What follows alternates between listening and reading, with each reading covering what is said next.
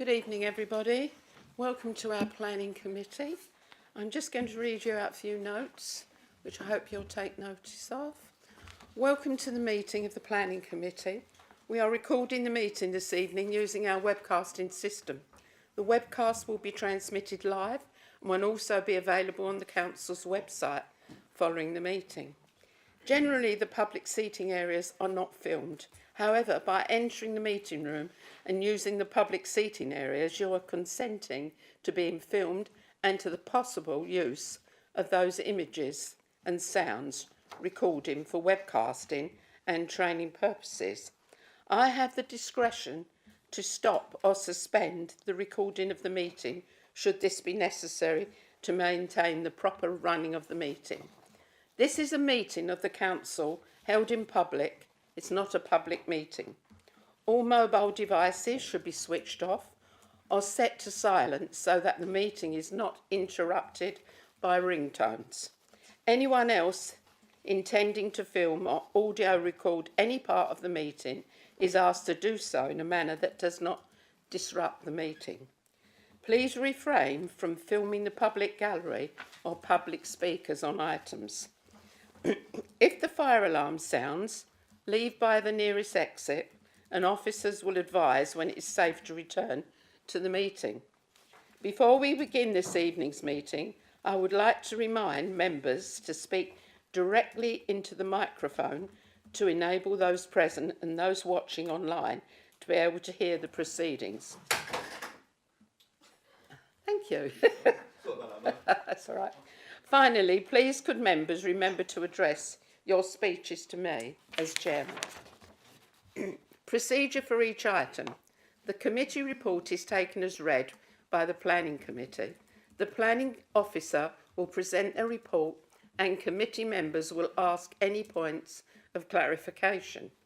The meeting will allow those who have given notice that they wish to address the committee on a particular application to do so.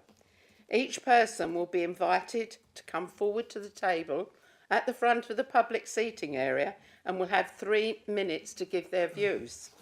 Once all comments have been given, the meeting will then continue for members of the committee to discuss the applications and reach a decision.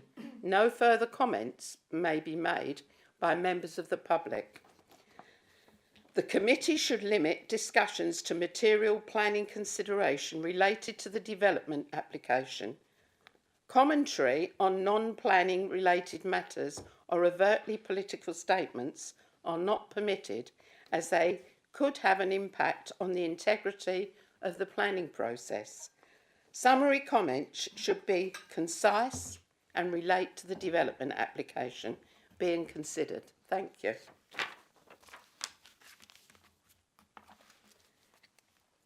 Going to the agenda, I think I have some substitutions tonight. Yes, please. Thank you, Chair. We have apologies from Councillor Myers, but Councillor Schrader is substituting.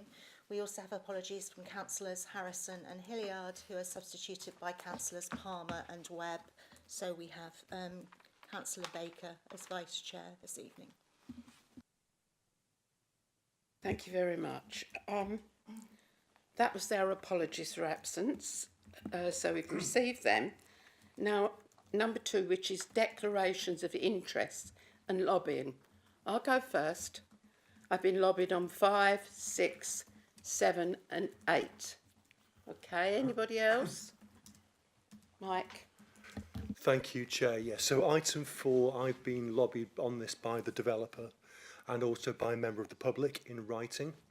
I've also been lobbied, hang on a second, sorry, my screen's just gone. Sorry, apologies. Item number 8, I've also been lobbied by the developer and by a member of the public on that one.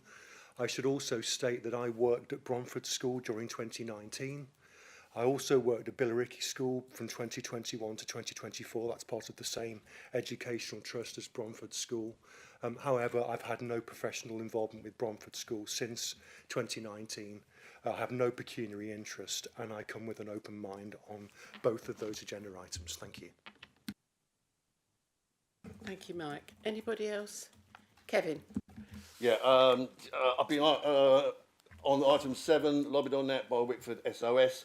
However, I'm a bit confused about this lobbying lark that we're in, because it was only a few months ago where we had a Bursted thing, and I remember we had over 100 emails that we had, and I openly said at this meeting there and then that I responded to absolutely every one of them. No time did any officer pull me up on that at that particular time. We now have a new protocol, as we know, which I actually reminded officers exactly what the facts were, because they were unaware of it at the time. Where now, when we receive an email or lobby of any sort, we have to notify the council in writing of that actual correspondence. I've done that today.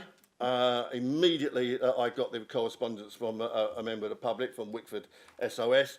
I responded to that person by simply saying, you made some good points there, kind regards, Kevin. Right, that was what I sent. I sent that to the officer. The officer came back actually saying I should refrain from commenting and if possible stay silent. So what you're saying here, this is what officers are saying as far as I'm concerned, it's clearly there, it's in writing, no doubt about it, that we can get lobbied by hundreds of people. Like I say, the Bursted one, every one of them, one of my constituents. And I'm being told by an officer I have no jurisdiction whatsoever to contact them and say, even thank you, just remain silent. It says, if possible, stay silent. They are the actual words for the officer. So I'm very concerned about that. I don't think that's the right way to go. We should be able to, when someone lobbies us, they need to know that we've taken on board their points and concerns. Like the people who are going to speak tonight, we will be taking on board what they're going to be saying, and we should do. And they will make good points, just as officers will make good points tonight as well. So it's not a case if you say they make a good point, you're going to be supporting that application. I actually responded to that by saying, what have I done to upset you? Because it keeps on being me being picked on. The answer, I certainly did want to cause you alarm. That's the comments I've got back from an officer. Certainly did want to cause you harm. Not acceptable. I will not be silenced. When somebody contacts me regarding lobbying, I will respond to them because it's the courteous thing to do. And I don't think anybody in it really should be arguing that. They need to know that we've listened to them, take on board what they said, because that's what we're here for. Otherwise, there's no point in having a planning committee. So I'm very concerned of the advice I'm being given by officers. So much so, I will accept that the officer concerned actually wanted to speak to me in private. I'm so scared now to speak to officers in private. I openly admit that in 30 years of being a councillor, I don't feel I'm in a position to be able to do that anymore. It's a shame. Never been in this position before, but I can tell you here and now, I come here with a clear mind and all the applications, but I'm also telling you here and now, and anyone concerned, and anybody can take action against me if they wish, I will respond to any member of the public that contacts me regarding a planning application. It's the right thing to do, it's courteous. Thank you. Thank you, Kevin. Sam. Thank you very much, Chair. I just want to reiterate Councillor Blake's point regarding officers overstepping the mark. The same officer a few weeks ago had lobbied me. I brought it to this planning committee and we spent thousands upon thousands upon thousands of pounds to get a barrister in to basically say that we were lying. Then the next day we produced the evidence. So I would like to ask, Chair, will this planning committee withdraw its statements regarding myself and Councillor Blake wearing tinfoil hats? Thank you very much. Thank you. I'm just going to pass it over to legal. Thank you. Members of the committee, I'd like to clarify what is meant by lobbying. Lobbying is when someone from either the applicant side or a member of the public lobbies you with their comments or feedback on a planning application. They are intending to get you to form an opinion on one side or the other. The reason why advice is given to refrain from commenting on lobbying pieces of correspondence is to ensure that members remain of an open mind when they come to the planning committee. Therefore, it is very important to not indicate a view on the lobbying. You can, of course, respond to lobbying and say thank you for your correspondence, and it is noted. With respect, you put in Kevin, your email, Kevin, I should stay silent. Kevin, please let Well, it's Michelle it's finish telling and then you lies. can answer afterwards. Michelle. So as I said, the key part when you are lobbied is to not indicate an opinion one way or the other. As long as that is clear, then there should be no difficulty with attending planning committee and participating. So are you drawing back on your comment that I should stay silent when someone contacts me? Because they were your words. They were your exact words. And I've got them here in writing, and anybody wants to see it, I'm happy to show them. They were your exact words, I should stay silent. We should stay silent. You're now saying, so what I'm hearing, we can acknowledge them. Which is it, please? Councillor Blake, you are right. You can, of course, acknowledge them, but you must refrain from indicating whether you agree with the lobbying comments one way or the other. As you've indicated tonight, you have been lobbied, and however, you've also made a declaration that you are of an open mind. Therefore, you can participate in this item. I hope that clarifies matters. I can assure you I was going to take part in this item no matter what, because I actually got come here with an open mind. I don't need an officer to tell me whether I can or can't. I know when I come here with an open mind. So just to clarify, you are putting back on your initial email to me where I should stay silent. You're now saying I can acknowledge those people that I was seeking. And I made no indication. I simply said, as an officer will say tonight, there's to make some good comments. I simply said to that member of the public, you made some good points. Nothing else. Didn't say I agreed with them. Didn't say I agreed with them at all. It said absolutely nothing. So you're now saying that the email you actually gave me was not correct, and you're actually saying that I don't have to stay silent. I can acknowledge them. Councillor Blake, my concern with writing the words good point would be that someone from the other side could basically infer that you are not of an open mind. That was my concern. So if an officer makes a really good point tonight, and I say good point, does that mean that the people in the audience can actually turn around and say, well, actually, no, you might be siding with the officers? That's nonsense. I gave no indication whatsoever. I'm sorry, but it's absolutely nonsense. And as I say, certainly concerned about this, certainly did want to cause me harm. That caused me alarm. It's worrying. I will just clarify, I've reread my email and I do apologise. I missed out the word not. Apology accepted. Will I get my response regarding the planning committee a few weeks ago? Will I get a reply? No, unless it's on the applications tonight. Can only go by the applications tonight. You can do it afterwards if you like. Okay, thank you. The planning committee withdraw those statements they made because may I ask? Yes, go on. Thank you very much, Chair. So I just wanted to confirm that obviously the statements that were made in a few planning committees ago that we wore tinfoil hats. Just like to confirm at some point this evening these comments will be withdrawn because of the evidence that was provided the next day, which was photographic evidence with metadata, which confirmed on that date before the planning committee, the members of this planning committee decided to go and canvass against a Reform UK candidate at a by-election rather than coming to a planning committee, which, as far as we're concerned, we had to get a barrister from outside of the council to come and support us on that evening to deliver a politically motivated statement, which then proved to be incorrect. So my question, Chair, is by the end of this meeting, will we have those statements withdrawn because of the evidence that was provided, especially since that went viral on social media? Thank you very much. We'll carry on. We're here tonight to look at the planning application, so we'll carry on from now. I'll talk to you afterwards about it, okay? Thank you. Now we will confirm the minutes of the planning committee held on the 25th of September. All those in favour, please show.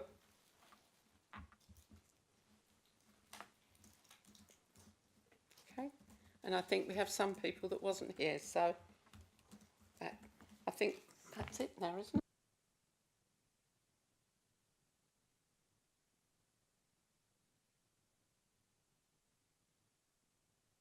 Sorry, which is planning application number 2500214, demolition of existing food store use, Class E, and erection of a 4-storey building to comprise a new food store and commercial space. Use Class E at floor level with 72 residential flats above. Use Class C3 outdoor residential amenity deck at first floor, residence parking and servicing at ground level, reconfiguration and resurfacing of the existing car park, improvement works to pedestrian access and landscaping improvements, including replacement tree planting at Cooperative Supermarket site, Gateway Service Road, Wickford. I think that's you, Gordon. Thank you. Yeah, thank you, Madam Chairman. I'm just waiting, the slides have just come up. Yes, so there's the title slide, as you correctly allude to. It's the application to demolish an existing former food store at the Co-op site in Gateway Service Road, Wickford, and replace it with a 4-storey building comprising a new supermarket, Class E commercial use on the ground floor, and 72 1- and 2-bedroom flats in the floors above.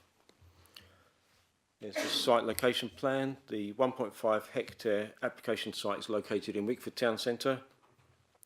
As I mentioned, it comprises the large former cooperative food store vacated about 3 years ago in 2022, with associated rear service yard and surface car park, inclusive of the public car park on the northern side of the site. The existing store was constructed in the early 1980s. As a dated appearance, it's currently boarded up and enclosed behind hoardings. The majority of the site lies within flood zone 2, adjacent to the River Crouch, with a medium probability of flood risk. A tree preservation order covers one oak tree to the rear of the store. I should also draw members' attention to an update sheet just clarifying a couple of discrepancies or changes to the some of the approved landscape drawings in the list of suggested conditions later on in the report. There's an aerial photo of the site, so you can see it's in the southeast side of the Wickford Town Centre. The High Street is to the west. The Greater Anglia Railway Line is to the north, along with an Aldi supermarket to the north of that. The River Crouch encloses the site to the east and south. Golden Jubilee Way, dual carriageway, is to the east, and London Road A129 is to the south. These are some photos I've recently taken of the site. As you can see, it's in a quite poor condition at the moment, and this is view from the footbridge looking towards the store on the left and the public car park on the right. So, as mentioned, so this is a proposed site plan. As mentioned, the proposal is to demolish the existing store and replace it with a new food store stroke commercial Class E floor area space, roughly to the same area as existing. I think it would be slightly further to the north and about 180 square metres larger than existing. The existing store is around about 3,600 square metres, and I believe this was going to go to about 3,800 square metres. The car park, Heriot, would be taken on a long lease with the public car park, which would be resurfaced and reconfigured with those new parking bays as delineated on the proposed site plan. These are the floor plans, so you can see the ground floor plan on the left, first floor plan with the communal amenity space for residents, roughly about 1,000 square metres of communal amenity space. It'd be around about 24 flats on each floor. The green areas there are identify the 2-bed, 3-person flats. The light pink are the 1-bed, 2-person flats, and the dark pink in the top corner, they are the larger, oversized 2-bed accessible M42 flats. Yellow areas are communal spaces and lobbies. And then the upper floors, the 2 additional floors above that, just largely replicate that, minor changes, but as you can see on those plans there. These are the proposed north and east elevations. It would comprise the primary frontage facing the car park to the north. There'd be residential entrances recessed to the sides. Properties with each having closed balconies on the outer elevations and balconies overlooking the communal areas in the interior elevations, as per those listed there.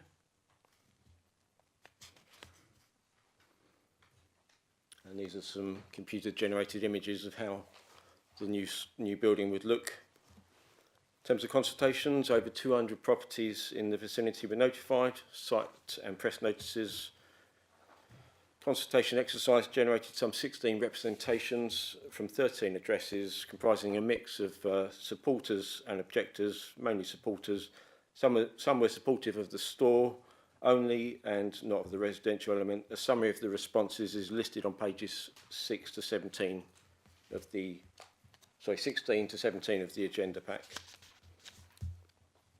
So in terms of the key issues, these are the principle of a mixed-use residential commercial development at the site, the design and visual impact including landscaping, impact on neighbouring amenities, quality of life for future residents, affordable housing aspects, highway matters including car parking and sustainable modes of transport, ecology and biodiversity net gain, flood risk and drainage, and infrastructure and Section 106 contributions. In terms of the principle of the development, as I mentioned, if I just go back, I'll just go back to, we'll go back to that one. So the provision of a large food store in a town centre site is well established. The proposed food store stroke commercial floor area space will be broadly of a comparable size as existing, resulting in no net loss of Class E retail stroke commercial floor space. The provision of new dwellings in town centres is specifically supported by adopted Save Local Plan Policy BAS TC1, as well as the MPPF, as part of mixed-use schemes in town centres, and the provision of which would carry significant material weight in support of an application and contribute to the Council's 5-year housing land supply. In terms of design and visual impact, let's go to the CGIs. A proposed 4-storey building would be constructed primarily over the existing building's footprint and in a simpler, more rectangular form, extending some 25 metres further north into the site. As I mentioned, 3 of the floors above would be flats in a horseshoe shape around the communal garden deck. The north elevation provides the main frontage. There would be associated public realm and pedestrian approach enhancements to the building. Surrounding buildings in the wider town centre vary from roughly 2 to 3 storeys in the High Street, up to 5 to 6 storeys in Market Road, Rumwell Road and Lower Southend Road. Existing tree belts around the site periphery, buildings in the High Street, railway embankment and the lower ground levels close to the river all help to lessen the potential visual prominence of the building in longer distance views from the site. Within this context, the size and design of the proposed building is considered acceptable. The use of 2 different brick tones will differentiate the residential elements on the top floors from the commercial elements on the ground floor. As I mentioned, new pathway links across the car park from High Street are also proposed. I'll just go back to the proposed site plan, so you might just be able to see. At the moment, the car park is just fully hard surface. There is a proposal to provide like pedestrian links through, which would be partly tree lined to the High Street and to the footbridge. These will help to enhance wayfinding. An existing tree preservation order, oak tree, will be retained, and some 32 new trees will be planted across the site, mainly in the car park, which is currently devoid of trees. In terms of the impact on adjoining neighbours, the nearest units in the High Street are predominantly commercial, with some residential in the floors above. The nearest residential flats are in the Ladygate Centre, some 25 metres to the west. These are sufficiently distant so as not to be adversely impacted by overlooking or overshadowing. In terms of the quality of the accommodation, each of the proposed flats exceed national space standards. The 6 largest 2-bed flats will also be for M42 accessible and adaptable units. All the flats will have a private terrace or balcony of 5.5 to 7 square metres, which is in excess of the Essex Design Guide minimum standards. A good quality south-facing communal amenity space is also proposed of in excess of 1,000 square metres in area, sufficient to meet the amenity needs of the future residents. Movable privacy screens are also proposed on the north-facing units to their balconies to minimise potential inter-overlooking between the car parking areas and those residents of those flats in the north-facing units. Acceptable levels of sunlight and daylight will reach each flat. Conditions are proposed to minimise noise transmission from any future commercial plant equipment, and there are no air quality issues at the site. In terms of parking, currently there are 329 car parking spaces. This will be reduced to 269 car parking spaces, 231 of which will be usable by the public and 38 will be reserved for the residents of the flats, representing one space, just over one space for every 2 flats,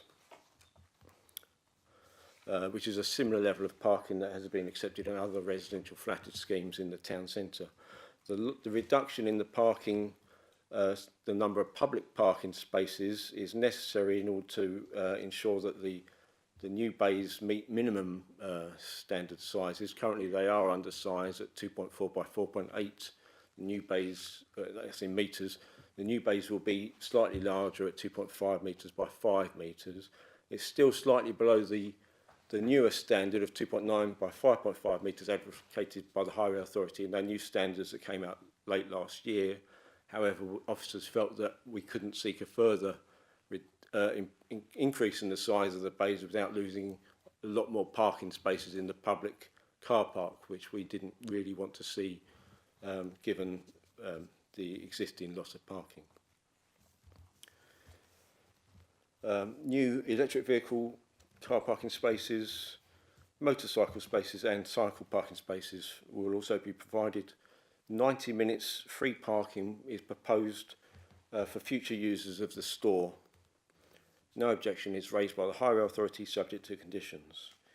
In terms of flood risk, as I mentioned, the site lies in flood zone 2.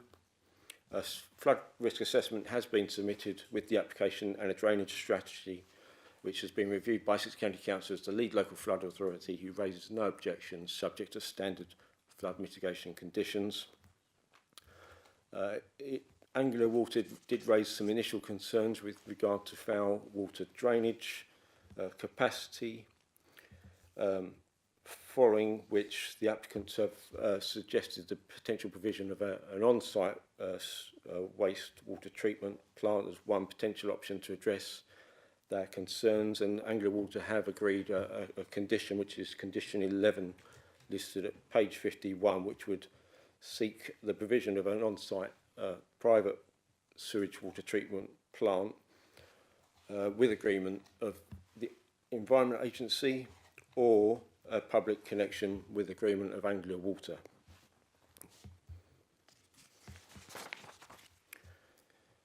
It should also be noted the existing store does have a public foul water connection in association with the former co-op use of that site. In terms of Section 106 obligations, a scheme of this size we would normally seek provision of affordable housing at least 31% on site.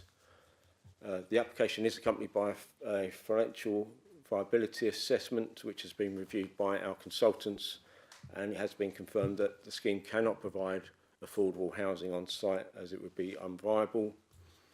The scheme is coming in slightly unviable without any obligations as it currently stands. Officers have had to take a pragmatic approach in terms of what minimum financial obligations we can seek from the developers given the limited viability of the scheme, and we have agreed that as a minimum we need to achieve the secondary education obligation requested by Essex County Council and those requested by the NHS towards healthcare provision, and the agents have agreed to that, and they would form part of the Section 106 package as listed on this slide here. Essex Coast Ram's contributions would also be sought for each dwelling to mitigate the impact on coastal habitats as required for all those properties within the zone of influence, which affects most of the borough. So in terms of the planning balance, there are several positive aspects in relation to this development. It will result in the demolition of a dilapidated former food store building, the construction of a modern food store, stroke commercial floor space, provision of market housing, which carries significant weight. The development is, I believe it's intended to around about a £30 million investment by the developers. It will also involve a £1.5 million investment into the council car park by resurfacing and reconfiguring it. There will be 90 minutes free parking for store users, I believe at the moment, or in association with the previous store, it was 30 minutes available free parking. There will be a designated car club parking space, new tree planting, new pedestrian links, new jobs created during and post-construction, education and healthcare contributions, and increased footfall and activity to support the regeneration of the town centre. Some negatives, the supermarket operator has not specifically been revealed to the council at this stage. As I mentioned, there are some foul water capacity concerns, but they have been addressed with the provision of a suitable condition, limited other infrastructure obligations due to financial viability, and the reduced parking, but we feel those are offset by the benefits of the scheme.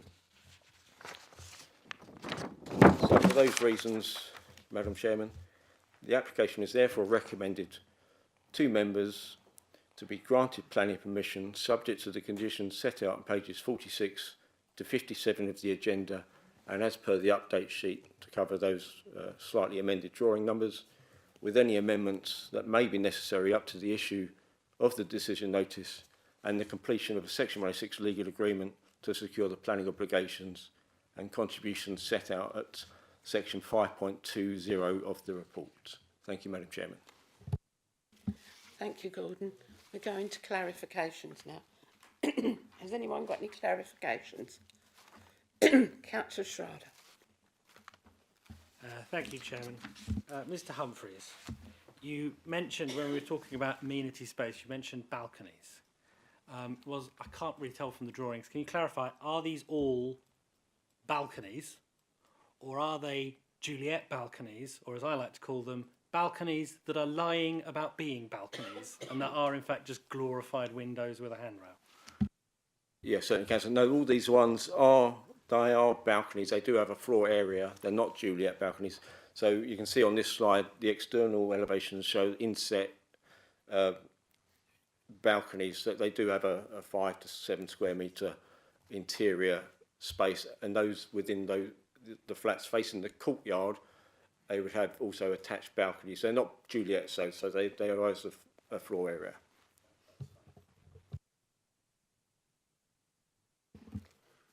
Anybody else? No? Mike? No? Okay. Sam? Thank you very much, Chair. So would you mind putting the slide up regarding the negatives for me, please, if you don't mind? Thank you.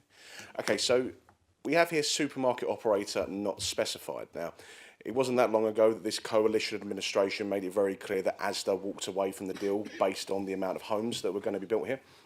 So can I now confirm that the developer is happy, or the potential supermarket operator is now happy that actually had nothing to do with Reform UK being the reason why they pulled out, but it's actually the reason was down to the amount of flats that were proposed in the original proposal? And if the gentleman can confirm when this particular application was put in, just so we can cross-reference those dates with those original comments by this coalition administration. Thank you. Unfortunately, that question isn't relevant to this planning consideration. In that case, then, would the gentleman kindly maybe outline a number maybe of these supermarket operators that are interested? And if we haven't got one interested at the moment, who's to say that this developer is developing what a supermarket really needs? Thank you, Councillor. I mean, I can't tell you what as I understand it, it would be a commercial decision by the developers which operator would take the store up. Members will be aware that a previous application was submitted for a new Morrison store only and was resolved to be approved, but the Section 106 was not signed by the developer at that point after Morrison's pulled out. As I understand it, the Asda then showed an interest, but they, as I understand it, pulled out of the scheme. But all I can tell you is that the developers are in negotiations with current retail operators to operate the store. Thank you very much for confirming that. And in regards to, say, what happens if we don't get a supermarket operator take us up on that offer, or take the developer up on that offer? Is there going to be any provisions within this particular application to ensure that then that particular building isn't then basically bulldozed and then we see another 150 flats in its particular space? Is there any provisions for that? Thank you, Councillor. I mean, those would be market decisions. It's unlikely a developer would build a building as such as this and then seek to demolish it at a later stage. It would be quite a deep plan store, so it would lend itself to alternative Class E retail uses.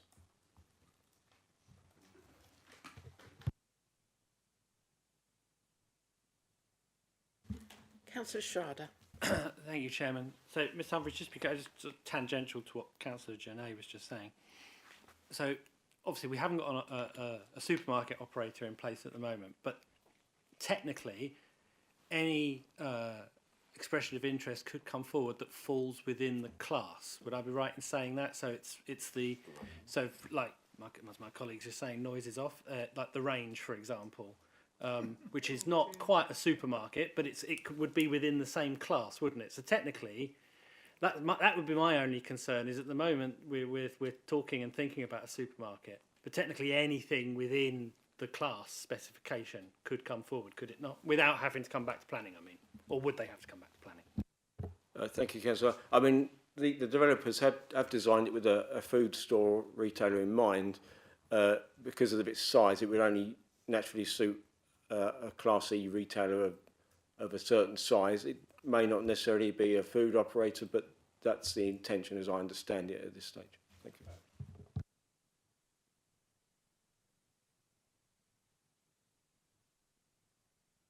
Thank you very much, Chair. Just one more question, please. So in this particular supermarket area, is this building going to have a mezzanine floor, or is it just literally a one-floor building? Because I'm sure, as many know, nowadays most retail environments, especially places like Tesco, for example, demand a mezzanine floor as part of their plans. So if there is a mezzanine floor, can we confirm whether that's there, and if not, why is it not there? Because that is what is required by most supermarket operators in 2025. Thank you. Thank you, Councillor. They're not showing a mezzanine floor, as you can see on these floor plans as submitted. Whether the floor-to-ceiling floor plate would allow that, I'm not sure. It's not that I don't believe, I haven't got a section drawing on here, but I don't believe there will be that much space to accommodate a mezzanine. Back office, there is sufficient space for back office facilities within the existing floor plate, so that would be a market decision.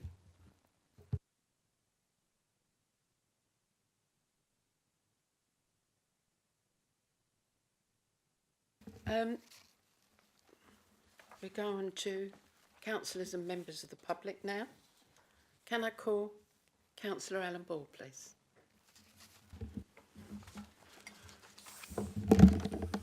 Thank you, Chair. This site has been derelict for over 3 years now, and this desperately needs addressing for the people of Wickford.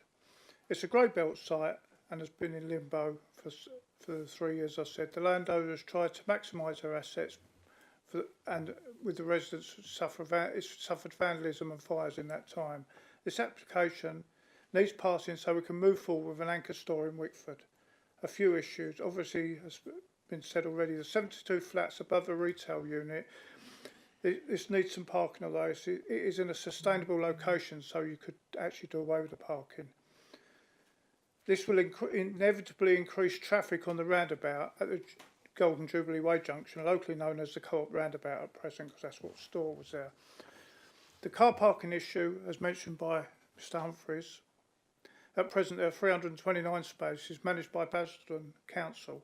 The proposal is to reconfigure the car park to 269 spaces and 38 residential for flats. At present there is not enough spaces sometimes on certain days down there at the moment, and with an anchor store there's never going to be enough. A solution would be, of course, a second level on the far side of the car park near the footbridge, or no parking for the flats. But we won't go there, or else we'll never get it built. But there was a solution that we could have used. As an aside, of course, there will be more EV points, mother and child spaces and blue badge spaces, reducing general parking even further, which Mr Humphries did say. As I said, we won't push this, otherwise we'll never get it built. What about managing the car park? This car park is not only for the supermarket, it's also for the town centre. It's the main car park for Wickford. The management needs to consider that as well. The management of the car park needs to consider that as well. The car park, after configuration, will need some traffic calming measures installed, because otherwise it will just be a flat surface overnight. It'll be there for boy racers. The design and access statement in section 3 states a possibility to convert the retail unit into 3 units. I strongly disagree with this proposal and request it be removed. This will address some of the points made by the planning committee.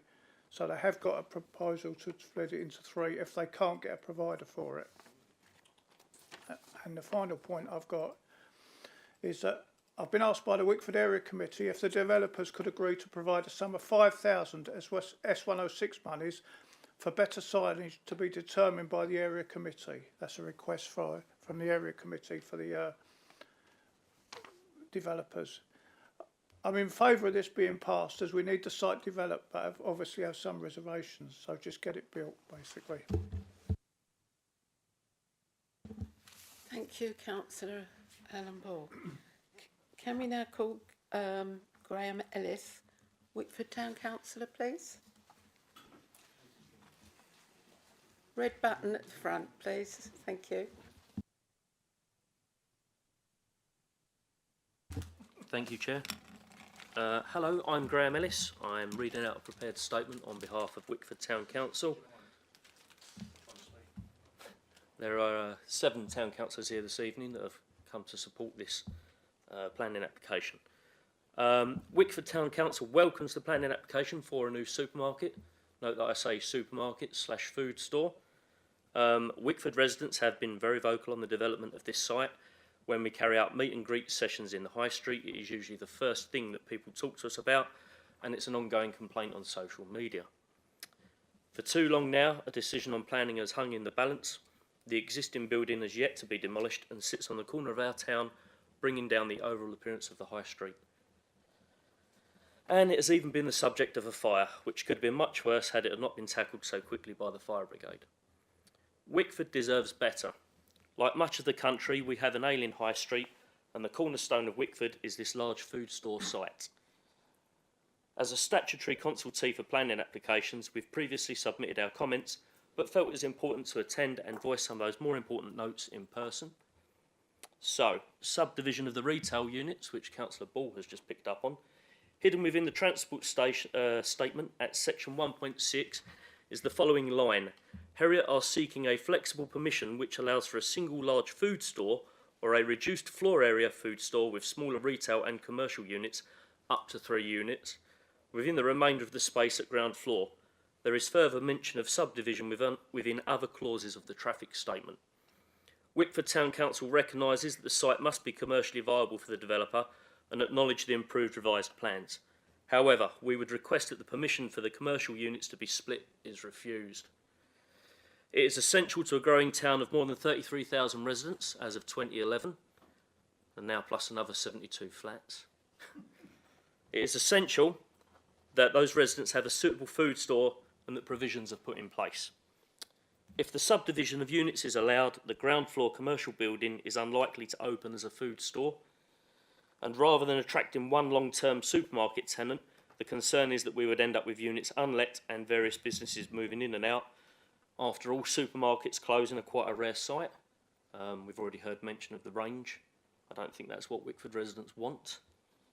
It needs to be a food store. Parking provision. The spaces have been reconfigured for modern cars and were reduced from 329 to 231. As regular users of the car park, this does make sense. It's difficult to get a modern car in those spaces, and they are often parked across separate lines. However, we have concerns about Heriot taking on the lease, and we would ask that any future agreement between Basildon Borough Council and Heriot should include the retention of the final say on car parking fees.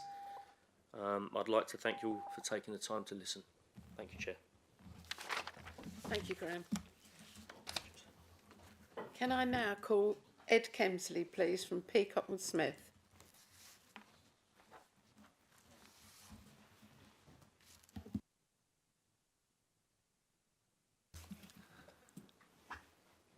Good evening. Thank you, Chair and members, for the opportunity to speak at tonight's committee.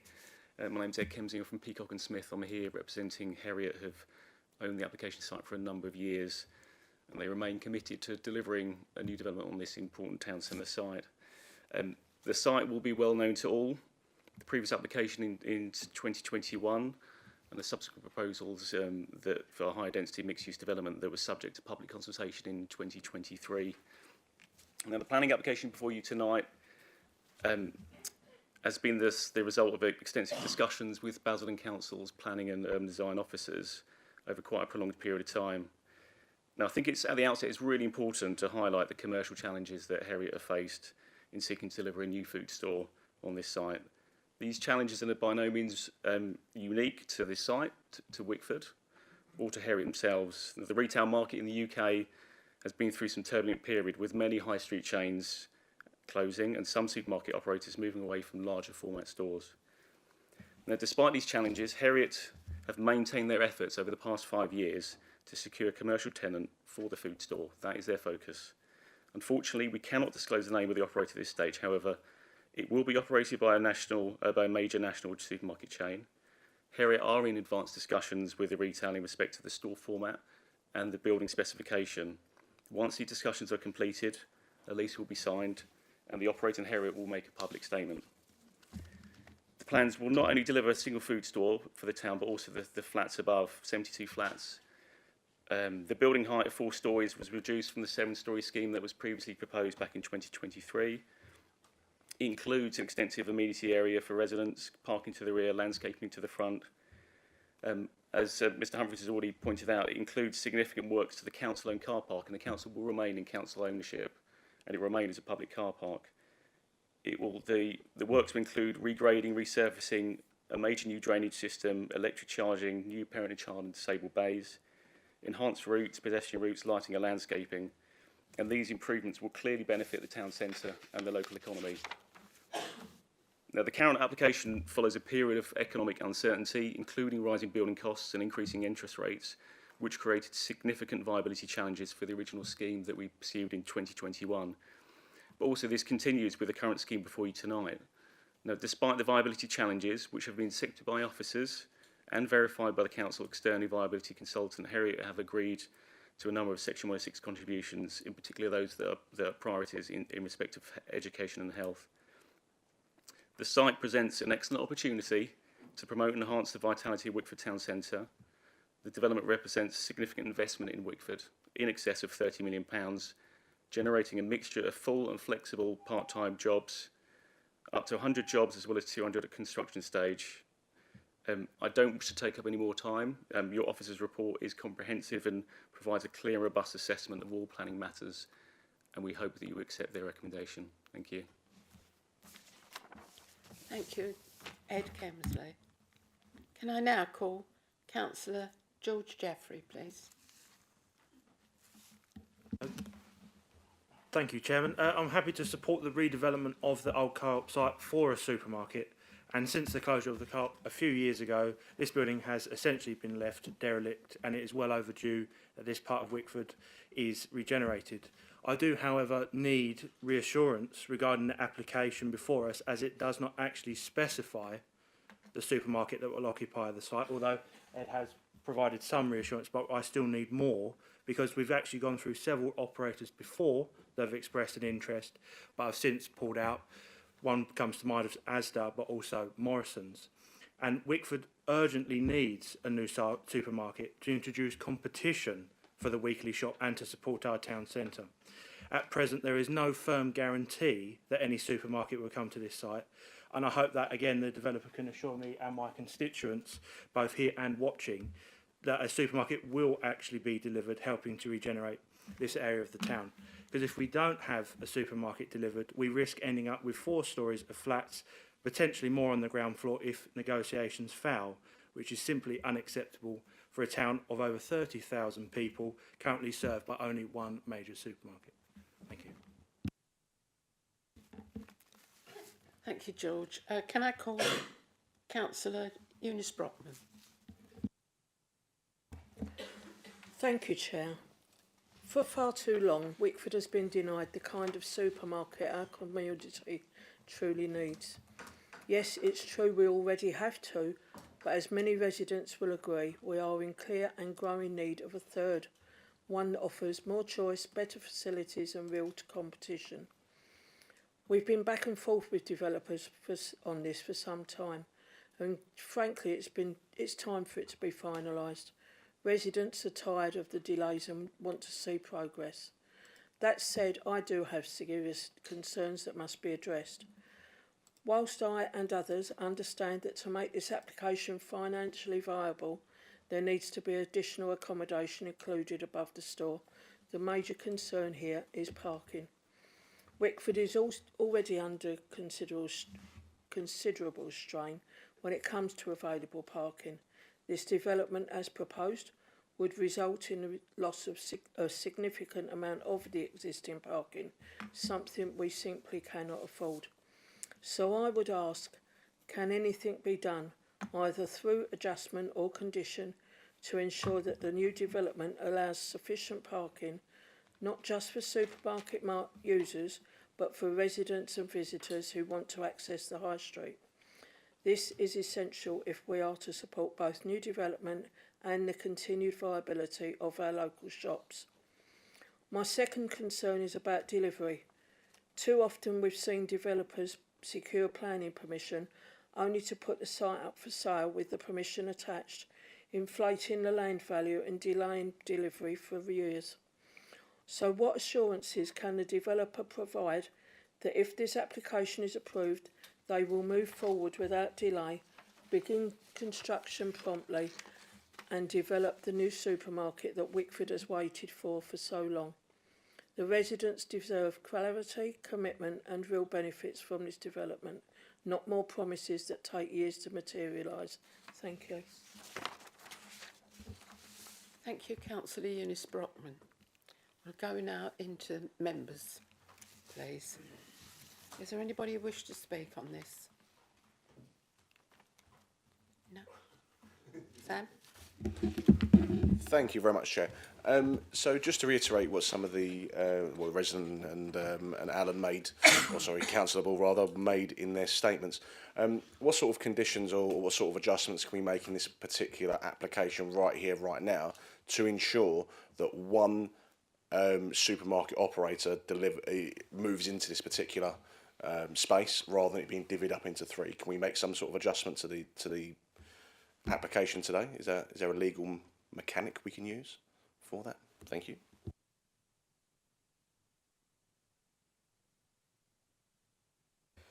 Councillor Janay, I can take that one. So, I mean, there are no planning grounds to justify restricting or internal subdivisions on this. We need to be looking at land use principles here. So the ground floor is commercial. You've heard from the agent who's confirmed that the scheme has been designed for a food store operator, and the market will dictate, you know, how much of that ground floor a food store operator will require.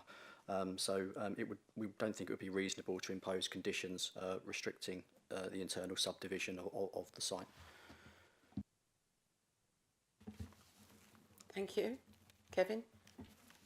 Yeah, I mean, it's some of the points that are very well made regarding we want a supermarket, we don't want something like the Range, we don't want it split in division. We have a choice here, don't we? Fundamentally, if that's what they don't want, we either have to reject it or it has to go back to the drawing board again, or we have to accept it and pass it. And basically, and let's be absolutely honest, to a degree, I hope for the best. And I know that sounds like being flippant. I don't mean that to be flippant at all, but that is the reality of it. We can't restrict it or put conditions in like that. And if we're even thinking about doing that, then we literally have to refuse this application tonight. which I don't think anybody actually wants, but I don't think anybody, but I think I mentioned yesterday at the technical briefing, we had a situation that was exactly similar in Pitsea, where we was going to have Morrison's. We believed we was going to have Morrison's. And of course, it didn't come off. We had no control over that as a council. We had no control over it. And it was the range that went in there. Probably one of the most successful shops that we've actually got in the Pitsea area, and it's absolutely marvellous. But it's not necessarily what we initially wanted there. We can't control that via planning. We really can't. And I just want to make that across that we have a choice. We either totally reject it because of the conditions that they want, because we can't give them an assurance it's going to be a particular supermarket, or we pass it and almost pray for the best, really. You know, in all honesty, that's where we are. So just want to make that clear to the members of the public. That's the position that I think we're in. Unless officers tell me differently. Anybody else, Mike? No? Councillor Schrader. Thank you, Chairman. Yeah, I agree with Councillor Blake. At the end of the day, we have to vote on the application that's before us. And I think, having sort of looked through the report and listened to the officer, I mean, the principle of the development is well established. I'll just correct Councillor Ball. It's not a grey belt site. I know it feels like everywhere in the borough is grey belt now, but this is unambiguously a brownfield site. It removes a considerable eyesore. It's not very nice. It's been empty for 3 years. It creates jobs. It's got a lot to commend it. It's a reasonably smart modern building. I don't always love modern buildings, but it's certainly going to be a massive improvement for that site. It's not ideal that an operator isn't in place, but I think, as Councillor Blake says, we have to kind of take a leap of faith to an extent, because we can't just carry on kicking the can down the road forever. And I think from what you've heard from the officer and what we heard from Mr. Kemsley, it's probably more likely than not at this point that a supermarket will go in there. And this is probably, passing the planning tonight is probably the best way of securing that in the long term. I hear the concerns that have been raised about the parking in particular. I think it is difficult. Obviously, we're all driving these massive vehicles now, so if you want to make the spaces bigger to accommodate them, then obviously you can only, it's a finite space, so you can either have more spaces or you can have or you can have smaller spaces, but you can't have more large spaces. So I kind of feel that the officers have done a bit of a juggling act on that one, and actually what you've arrived at is probably a reasonable compromise.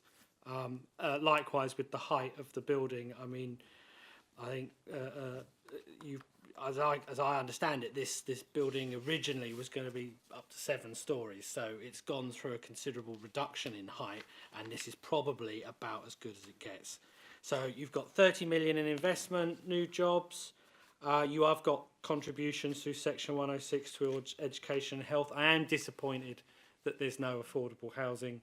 That always seems to be the way, unfortunately, with these, particularly with these brownfield schemes. You would get loads of affordable housing thrown in if it's a greenbelt site, but the brownfields ones, they just don't have the viability, and we have to rely on the late stage mechanisms, which is not ideal, but it's all there is really. I do like that a number of the properties will be accessible, adaptable. I think that's good. So I think by and large, I'm in favour of the application, but as Councillor Blake alludes, we do need to vote on it with our eyes wide open, because there's only so much this committee can control. And as I alluded to in my question earlier, ultimately within the class usage, there are other things that could come forward without needing to come back to planning. There's not a whole lot we can do to control that, as Mr. Sweeney's explained.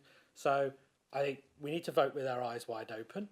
I think we need to recognise that the challenges in the retail market that Mr. Kemsley alluded to, which are all too real, I still think on the balance of different priorities, you're better off passing the application tonight, and that gives you your best shot of getting what we all want on that site. I think if we rejected it, I think we would be taking a massive gamble that something better might come along when there's no evidence to suggest that it will. So those concerns notwithstanding, I think I'm prepared to give it my support, Chairman. Thank you. Thank you, Councillor Schrader. Is anybody else would like to speak on this? Mike, no? No? Right. We'll go straight into the vote. What I would like to just add myself is it's a shame we haven't got somebody we know who's a major supermarket that is named this evening. That's the only problem I have with it, because I don't want it to go to something else that the people in Whitford don't want. That's my personal opinion on it. I'll read the recommendation. That the planning application number 25002144 be granted planning permission subject to the conditions set out below, with any amendments that might be necessary up to the issue of the decision notice and the completion of a 106 legal agreement to secure the planning obligations and contributions set out in section 5.20 of this report. All those in favour, please show.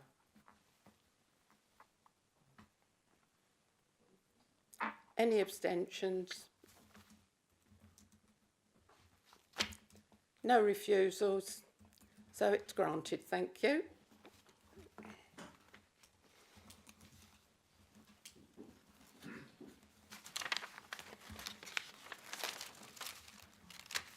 We will now go to item 5.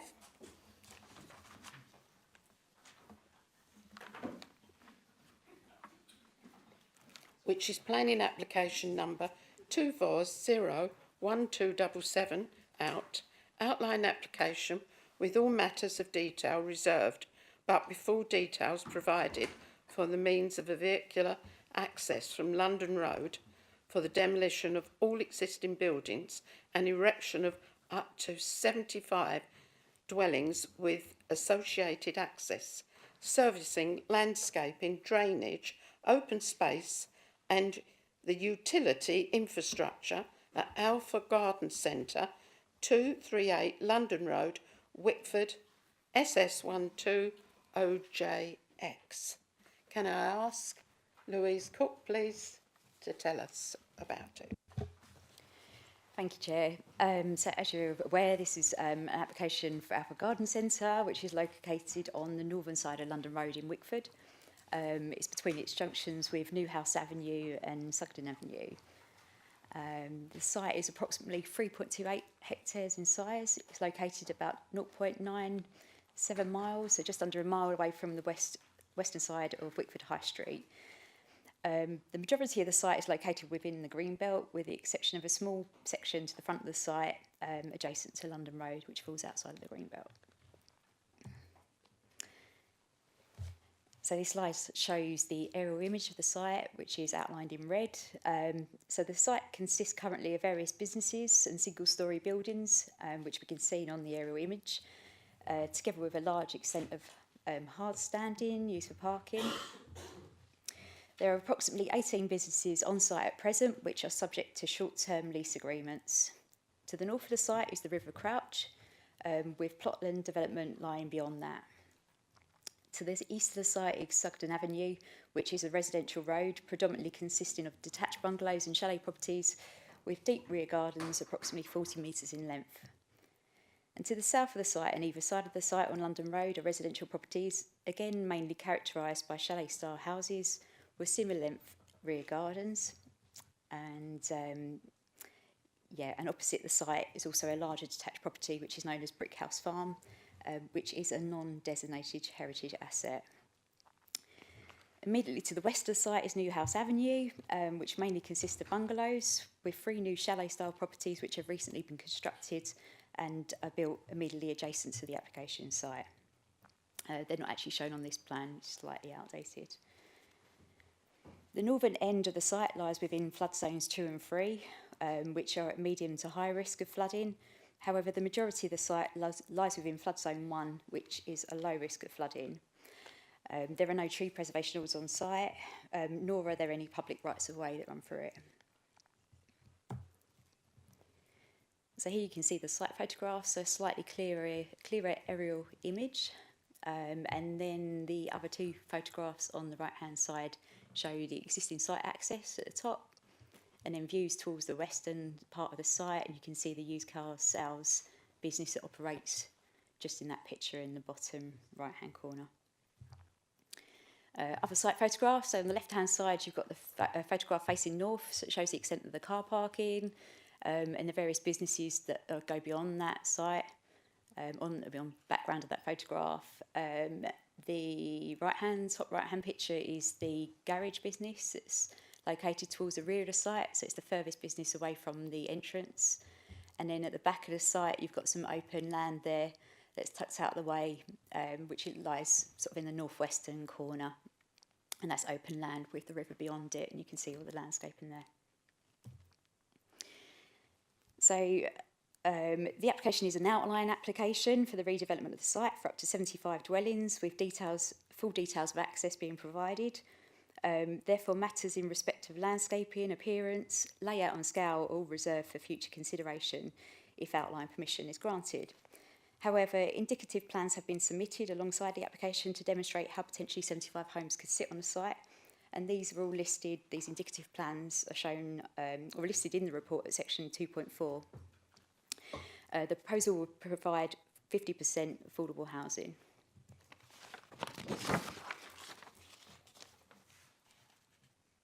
So here you can see the illustrative proposed landscaping plan that's been submitted. So 75% of the site will be given over to the proposed residential development, with 25% retained as public open space and for green infrastructure.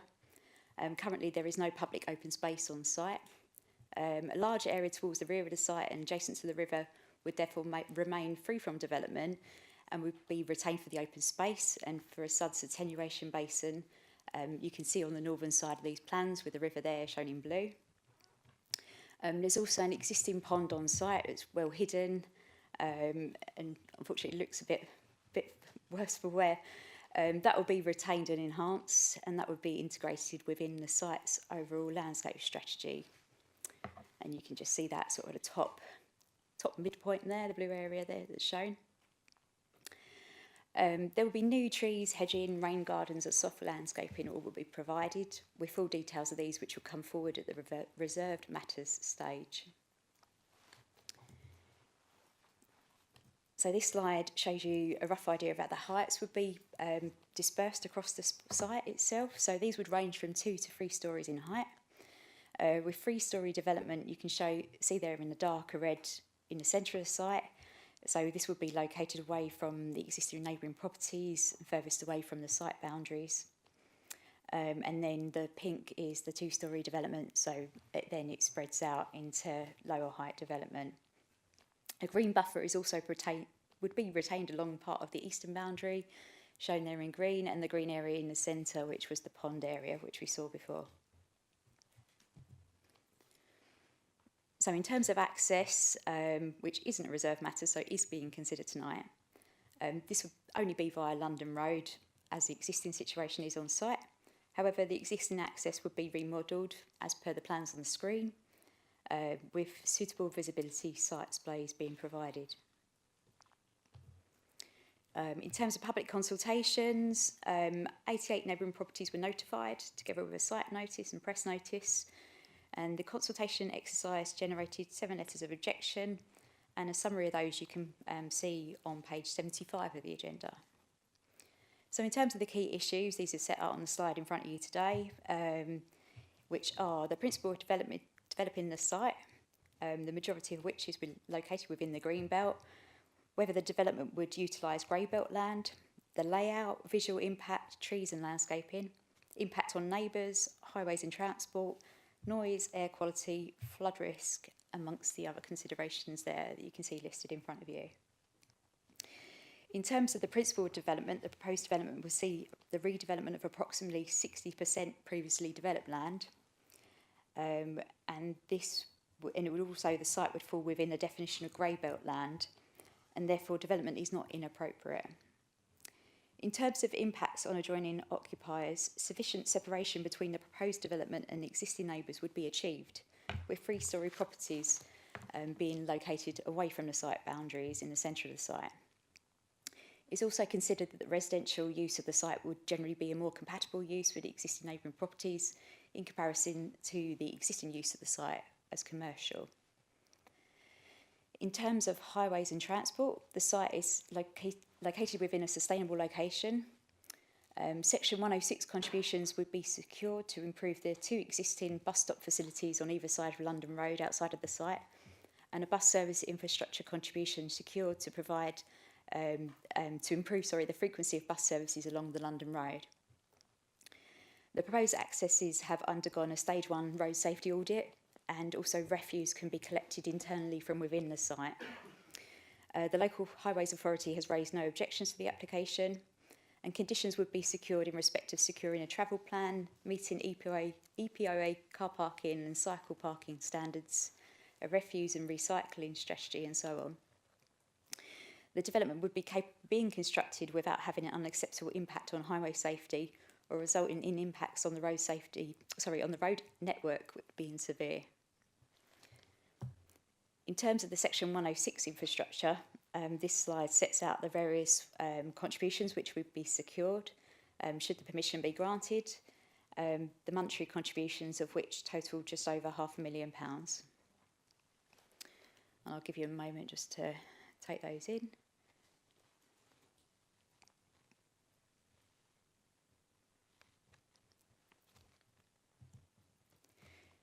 So in terms of the planning balance, this slide sets out the positive and the negatives of the proposed development. So firstly, in terms of the positives, the proposal would see the redevelopment of approximately 60% previously developed land. The NPPF at paragraph 89 sets out that the use of previously developed land and sites that are physically well related to existing settlements should be encouraged where suitable opportunities exist. In addition, the site does not strongly contribute to Greenbelt purposes A, B or D. As a result, the site constitutes Greybelt land and development is not inappropriate. This carries significant weight in the planning balance. In addition, the proposed development will provide much needed housing, including 50% affordable housing, and complies with the Golden Rules, again carrying significant weight. Positive weight is also afforded to the provision of new public open space, where there is currently none, that there would be no harm to landscape character, together with the provision of new infrastructure and the securing of Section 106 contributions, which you saw on the previous slide. In terms of the negatives, the proposed development will result in the loss of a low level of existing employment on the site. This is set out at paragraph 5.1.48 of the report. Therefore, when balanced, it is considered that all of the positive aspects of the proposed development clearly outweigh the limited harm that's been identified, and therefore the application is recommended to members for approval, subject to conditions. Thank you. Thank you so much, Louisa. I'll open it up to clarifications. Anybody, any questions? Terry. Thank you, Chair. Just one thing. I know it's just an outline planning that's being presented this evening, but do you have any idea of the actual houses that are being put on the site? Any pictorial aspects that we have or see sight of at this stage? So in terms of CGIs, we haven't got any CGI, so I can't tell you what exactly they will look like if that was what you were querying. So that would come through at the reserve matter stage. No, so there wasn't anything. I was looking again to prepare this and we didn't have any CGI. So that will be dealt with under future consideration if outline permission is granted.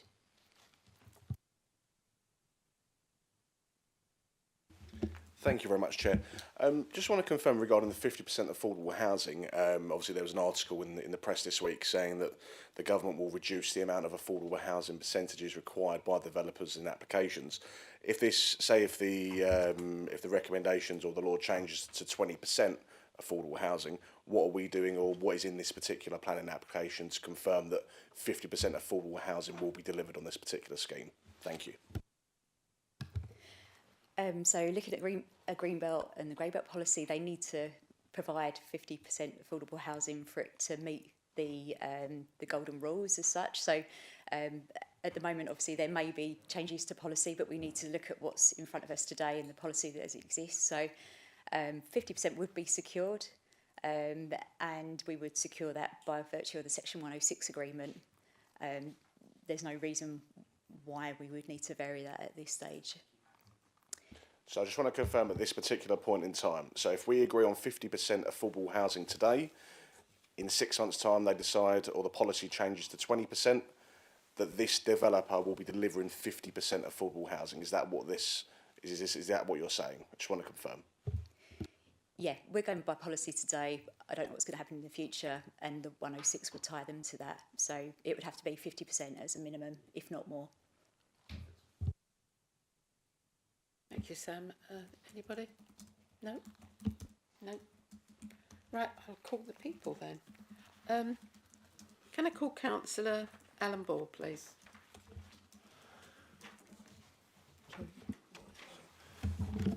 Thank you, Chair. It's a grey belt site, Councillor Schrader. There's former small retailers was on the site. Got no problem with this standalone development, but due to lack of a local plan, we're getting a lot of cumulative developments along this road, on this side of the road. I know at least 4 others, and there's others in the pipeline. So although there's no overall plan to be considered, they keep coming forward with 150 here, 200 here, 75 here, and it builds up. And the road network, the London Road, Wickford Part, hasn't been improved in a long time, my lifetime. So that's an issue really. But I know that this particular one is a brownfield site, so it's probably going to go through. Just a few comments to be considered. The bus stop on the Wickford bound side needs to be improved, because at the moment it's by Sugden Avenue and it blocks traffic now. And if we get more and more traffic along this road, which we will do, then it needs to be moved to include a lay-by. And I'm disappointed that wasn't included within the S106 money. Also, the Castle Road Belmont Avenue junction just down the road from this needs some more signage, as there's been multiple accidents there, and I'm sure County Councillor Buckley would agree on that because he lives at that junction. Well, I've said under the new MPPF, as long as the road improvements are made, then there's no issues with this, and local residents could not reasonably argue against it. So yeah, all in favour really. Thank you very much. Thank you, Alan. Can I call Richard Bray, please?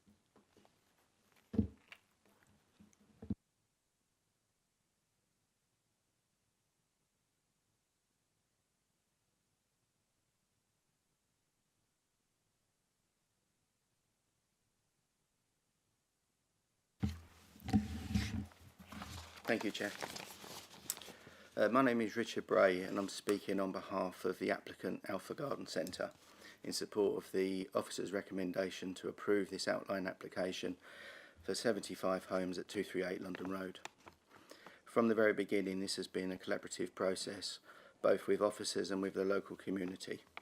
The scheme before you today is a result of extensive pre-application discussions with Basildon Council and a programme of public engagement that shaped and improved the proposals. At 75 dwellings, the scheme is at a relatively low density, with approximately 1/4 of the site dedicated to open space, native planting and sustainable drainage features. The existing pond is retained and integrated into the drainage and biodiversity strategy, turning what was a private and commercial space into a new green area that the wider community can enjoy. The scheme provides for 50% affordable housing, new pedestrian links and financial contributions towards healthcare, education and public transport improvements, ensuring the benefits are shared locally. Throughout the pre-application and consultation process, we engaged directly with the Council's planning, highways and design teams The feedback was constructive and professional, and we are grateful for the positive way officers have worked with us to achieve a high quality policy compliance scheme.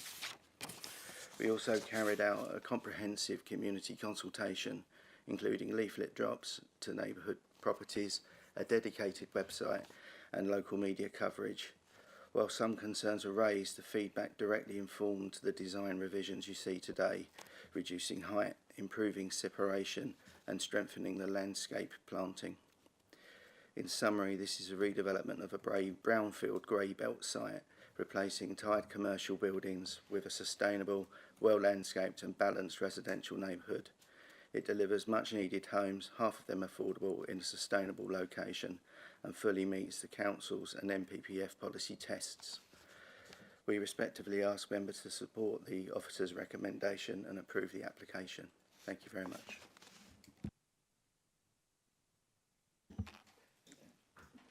Thank you, Mr. Bray. Can I call Councillor Eunice Brockman, please? Yeah, you lucky people. Thank you, Chair, for allowing me to speak again. Whilst the idea of additional housing may be of benefit for you in principle, my objection is not to new homes per se, but rather to their proposed positioning. Yes, this is classified as grey belt land. Is that right, Andrew? However, it sits extremely close to a main busy road, a crossroads junction and an entrance to a public house. My concern is that the increase in traffic caused by this development will add significant pressure to an already congested area, particularly during peak times such as the school run and commuter hours. This is likely to cause further disruption and, if in effect, cause chaos not only in the immediate vicinity, but potentially across wider areas of Wickford. I would therefore like to ask what provisions are being made to manage this increase in traffic. Additionally, I feel it's important to highlight that I previously operated my business on this site and was very happy there. There are still many local small businesses based on this land. These businesses offer valuable services to our town and provide employment to many local residents. If this development goes ahead as proposed, where will these businesses relocate to? How will they continue to operate? And more concerning still, what will happen to those people currently employed there? In conclusion, I believe this application should either be refused outright or significantly revised to allow a more balanced solution, one where new homes can be delivered, but not at a cost of displacing local businesses and damaging our town's infrastructure. A mixed-use development incorporating both residential and commercial spaces would be far more sustainable and a community-minded approach. Thank you. Thank you, Eunice. I'm now going to open it up to the members. Is anybody who'd like to speak on this application? Thank you very much, Chair. I would just like to reiterate really what Councillor Brockman said in regards to displacing of these small businesses. It wouldn't be the first time that Basildon Borough Council has, how can we say, pop-hooed on small businesses locally, and I think you make a very fantastic point there. Where are these businesses going to? Where are they going to be relocated, and what does this mean for our local economy? So on that basis that this is an application which doesn't necessarily provide those guarantees, I will not be able to support this application tonight. Thank you very much. Thank you, Sam. Councillor Schrader. Thank you, Chairman. Well, first and foremost, it's an application in the green belt. The officer tells us that it's in the grey belt. I am not an unalloyed admirer of the government's new green belt policy, but I shan't dilate upon that here because at the end of the day, it's 60% previously developed land, and the part of the site that's currently largely undeveloped, according to the indicative drawings, is going to be the part of the site that is largely going to be used for the retained open space. So it is largely building on previously developed land. the 50% affordable housing is a very considerable consideration in its favour. We just saw with the previous application, can't get any. Couldn't get a single affordable unit out of that scheme, and this one is going to be, half of it's going to be affordable housing. So we can't ignore that. I dislike outline applications intensely because I feel like they force you to concede the principle of the development, and then all the nitty-gritty stuff comes back later in reserved matters applications, by which time it's kind of too late because you've already conceded the principle of development. However, the indicative drawings do outline a fairly handsome development. I was quite impressed by them. And certainly the landscaping, the indicative landscaping looks good. So let's hope that's what comes back in the reserved matters applications in due course. But you've got £500,000 in 106 contributions, which is not to be sniffed at. I hear what members have said about the need for road improvements and etc. But we're hamstrung, aren't we, really, by what highways ask for? Yeah. So I hear what Councillor Janae and Councillor Brockman both saying about the small businesses on the site and where do they go. And it's not that I'm not bothered by that. It's not really a material planning consideration. More importantly, it doesn't provide a sustainable reason for refusal. I don't know how you would even word a refusal on the basis of we're worried about where the existing businesses will go.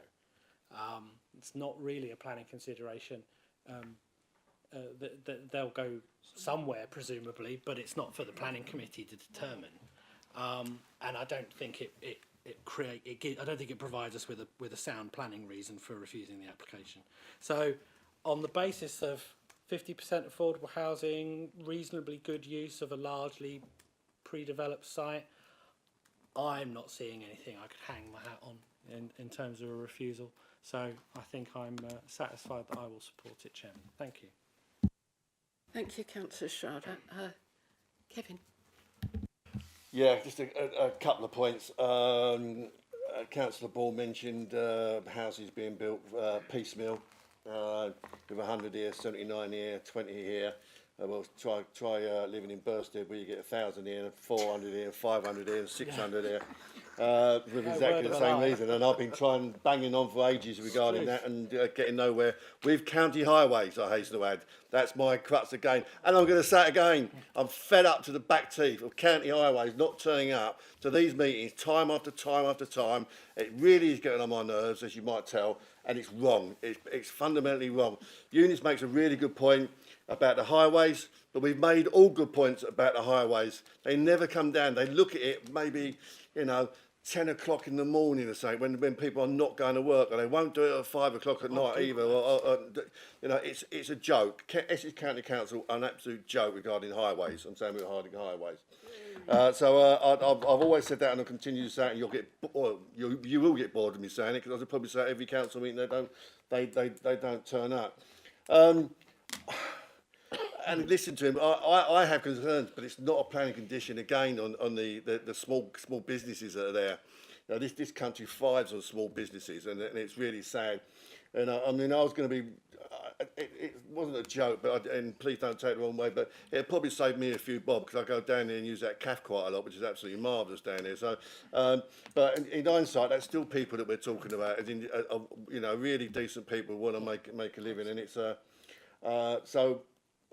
I know, by strict letter of the law, we can't consider that. But we're human beings at the end of the day, and it's something that's playing on my mind. That for once, the green belt side of it, because it's already largely already developed with hardcore, and it will tidy it up for once. And from that side of it, I actually don't have a problem.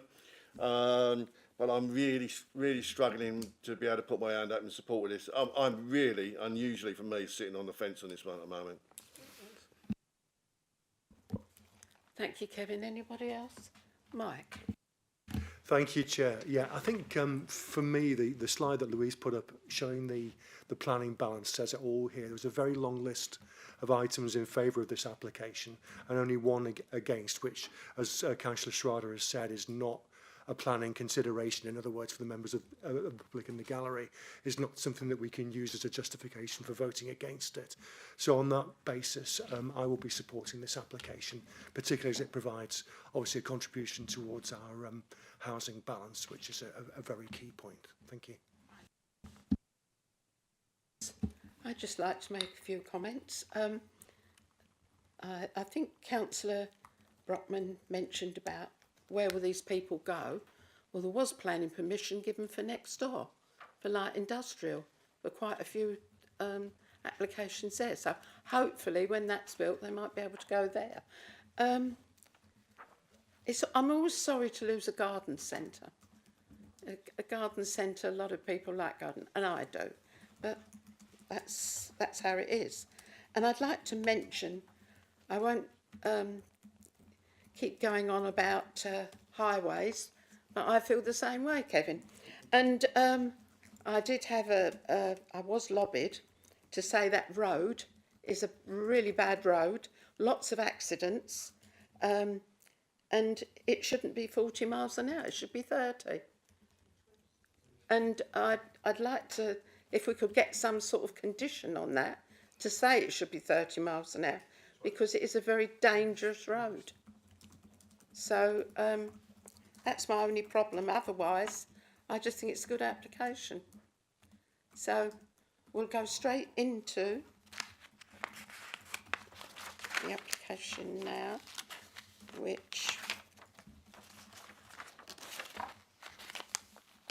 the planning application number 24012 77 out be granted outline planning permission subject to no calling powers being exercised by the Secretary of State, the completion of a 106 agreement to secure 50% affordable housing on site, together with financial contributions towards education, healthcare improvements, employment and skills, sustainable transport, open space culture, play and sports provision, maintenance and monitoring of the approved biodiversity game plan for a period of 30 years, monitoring fees, payment of the local planning authorities' professional and legal fees associated with the completion of the 106 legal agreement as set out in section 5.18 and subject to the conditions set out at the end of the report with any amendments that might be necessary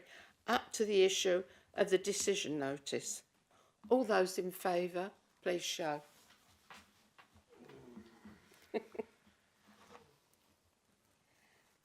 Any abstentions?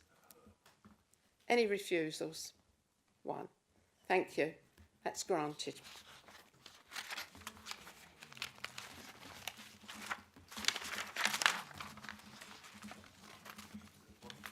We go into, do you want a break? Do you want a break now? I was going to do it afterwards, but if everybody would like a break now, is everybody happy to have a break? Okay, we'll have a break for 10 minutes. Thank you.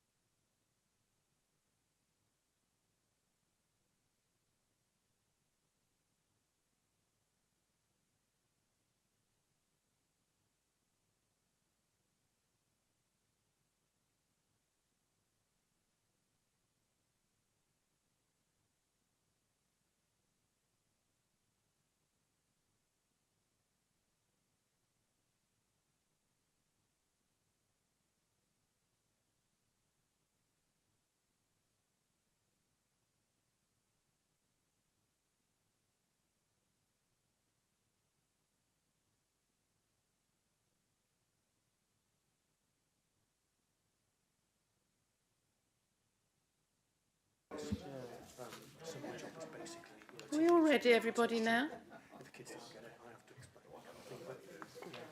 I could have done with you. We're going to go to item 6 now, which is planning application number 2500162 VAR, variation of condition 2, approved drawing of planning permission 2000650 to improve legitimately and safely, and as a consequence variations to consent unit mix and external appearance for the creation of a 3-storey rooftop addition and 4-storey front infill extension. Other vehicle entrances to existing buildings to create 151 residential flats, use class 3, Trafford House, Cherrydown East, Basildon. And I think that's you, Gordon. Thank you. Thank you, Madam Chairman. Yeah, I'll keep this a very light touch. So what happened is this one's been approved previously before members to add 3 storeys of additional flats and 2 infills at the front of the building to create a further 151 net further flats on top of the 384 flats that are in the existing building formerly occupied by Ford in Basildon Town Centre. There's the site there, approximately 1 hectare, 8-storey building. There's an aerial view, just showing it southern side of the town centre, next to the Basildon railway station. In terms of the housing mix, what was approved was there were 81 beds, 71 2-beds. The new mix would be 71 2-beds, 71 1-beds, 74 2-beds, and a few 6 3-bed flats are now included in the mix. The application has been submitted by the developers to improve the buildability, legibility and safety of the building since the original consent. The original application was submitted in 2020. This was the approved scheme. The new scheme seeks to increase the height of the building by 1.85 metres to improve the, like I say, the buildability, safety, legibility of it. There'll be a sort of new service area below the floors, and along with increasing the lift and stair cores to the roof level, which weren't shown on the previous scheme. There'll be no change to the amount of parking that was previously approved. I'll just stick to the changes. So there's the approved 9th and 10th floors. Some of those included dual aspect north and south units. It's now been changed so that there are some north facing north only aspect units, 24 out of the 151. They've done that to improve the legibility of the corridors, so that rather than having lots of individual stairwells going up to these sort of maisonettes on the 9th and 10th floors, they're now all individual flats that replicate the floors below, increasing the legibility and the fire safety of the building. So that's approved previously, and that's proposed. It's been subject to daylight and sunlight assessments. It results in a minor 1% reduction in daylight sunlight compared to the previous scheme, but still within building regulation establishment guidelines. Here's a typical floor just to show you how before there were some north and south aspects, and now they're single aspects. And this little montage here just shows the changes externally. The recess that was approved at the 9th floor level is slightly less pronounced, but it's still sufficient to delineate the change between the old and the new part of the building. The application is accompanied by this drawing just shows the change. So you can see on the left side is the approved, and the right is the proposed, which includes those lift and stair access cores going right up to the roof to ensure access to the communal gardens, which wasn't clear on the previously approved scheme. And that just shows the roof area. Key considerations, like I say, is the minor changes to the design and visual impact, access to the roof garden, housing tenure mix and affordable housing provision. principal changes, the affordable housing provision has gone down slightly from 25 units on site to 14. The result of that, that's as a result of financial viability. A financial viability assessment has been submitted with the application, and that considers a 14 is only 14 on site is viable. That's been accepted by the council's housing team. It's a build to rent scheme as well. And just to, so Section 106 infrastructure contributions were agreed previously, and they would still be sought on site towards education, healthcare, open space, including 2 upgrades to, I think it's Kingsdown area of Basildon, transport, employment skills. So planning balance, there's significant market housing proposed, still provision of affordable housing, accessible communal amenity space, designated car club parking space, some reduction in daylight on site to the existing flats, and reduced affordable housing provision. On balance, to maintain the viability of the scheme, the development is considered acceptable and is recommended for approval, subject to the conditions set out on pages 163 to 172 of the agenda, with any amendments necessary up to the issue of the decision notice and completion of a deed of variation to the 106 legal agreement to secure the planning obligations and contributions set out at 5.64 of the report. Thank you, Madam Chairman. Thank you, Gordon. Any clarifications? Any questions, anybody? Mike? No? No? No. All right, Sam. Thank you very much, Chair. Just want to ask a quick question just regarding the fire safety and access. Obviously, we know the situation that happened with Grenfell Tower, and obviously now we're going into many stories, double digits almost now. And I'm sure people that have used or been to Trafford House understand that the way that it's designed is almost like a hotel. It's doors opposite door or flats opposite flats. What provisions do we have, and what do we, and how are we going to improve fire safety, especially after the Grenfell situation? Thank you. Thank you, Councillor. That has previously been considered. There is a condition 11 requires the provision of a fire statement to deal with all matters relating to firing in particular. It would also need building regulation approval to modern building regulations, which is separate to planning.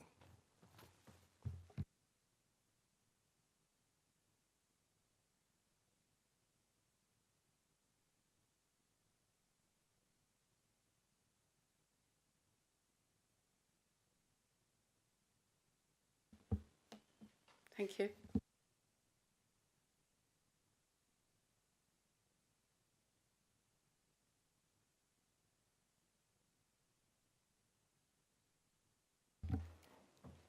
Good evening, members.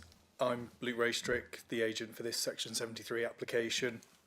As Mr Humphreys has explained, the proposal is already subject to planning permission, and that original design was created in 2020.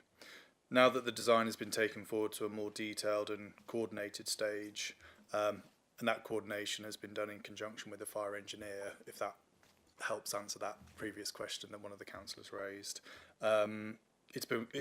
Through that process, it's become clear that there are some necessary adjustments to be made to the building to ensure buildability and full compliance with the latest regulations, including fire. And this is the reason for the Section 73 application. In addressing these matters, there have been some consequential effects on the proposal's internal circulation arrangement, height, appearance, unit mix and affordable housing provision, all of which Mr Humphreys has explained thoroughly. So hopefully you agree, members, that this is a relatively straightforward matter, but if I can help with answering any questions, then I'm very happy to do so. Otherwise, I wish to thank officers for their positive collaborative approach here, and we respectfully invite you to support their recommendation to approve the application. Thank you. Thank you, Luke. Open it up to members. Any questions? Anything? No? No one's got any questions. We will go into the planning application, which is the recommendation that planning application number 2500162 VAR be granted planning permission, subject to the conditions set out in section 7.2 of this report, with any amendments that might be necessary up to the issues of the decision notice and the completion of a deed of variation to the existing S106 legal agreement to secure the planning obligations and contributions set out in paragraph 5.64 of this report. All those in favour, please show. Yeah. Any abstentions? Thank you. No refusals. Thank you. It is granted.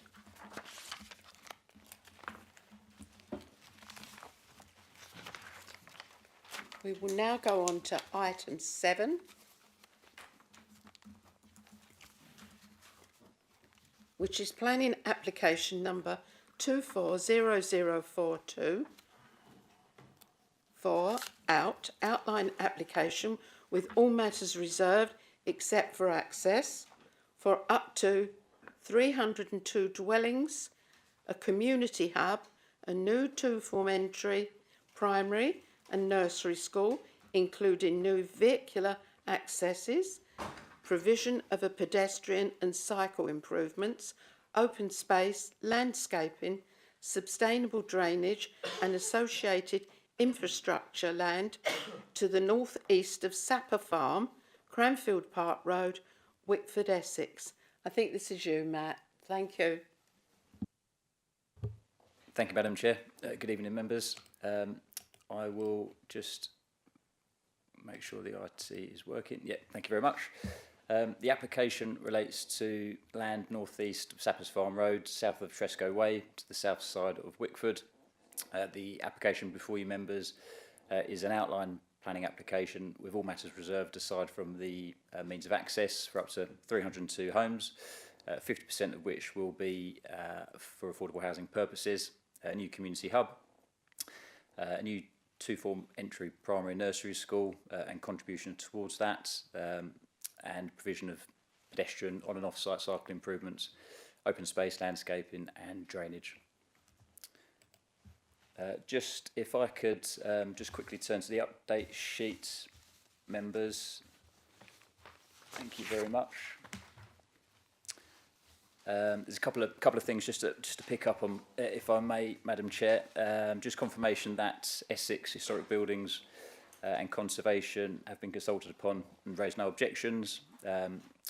The Wickford Town Council objected to the proposals in the first consultation period. Their comments are summarised in the body of the main report under paragraph 3.2.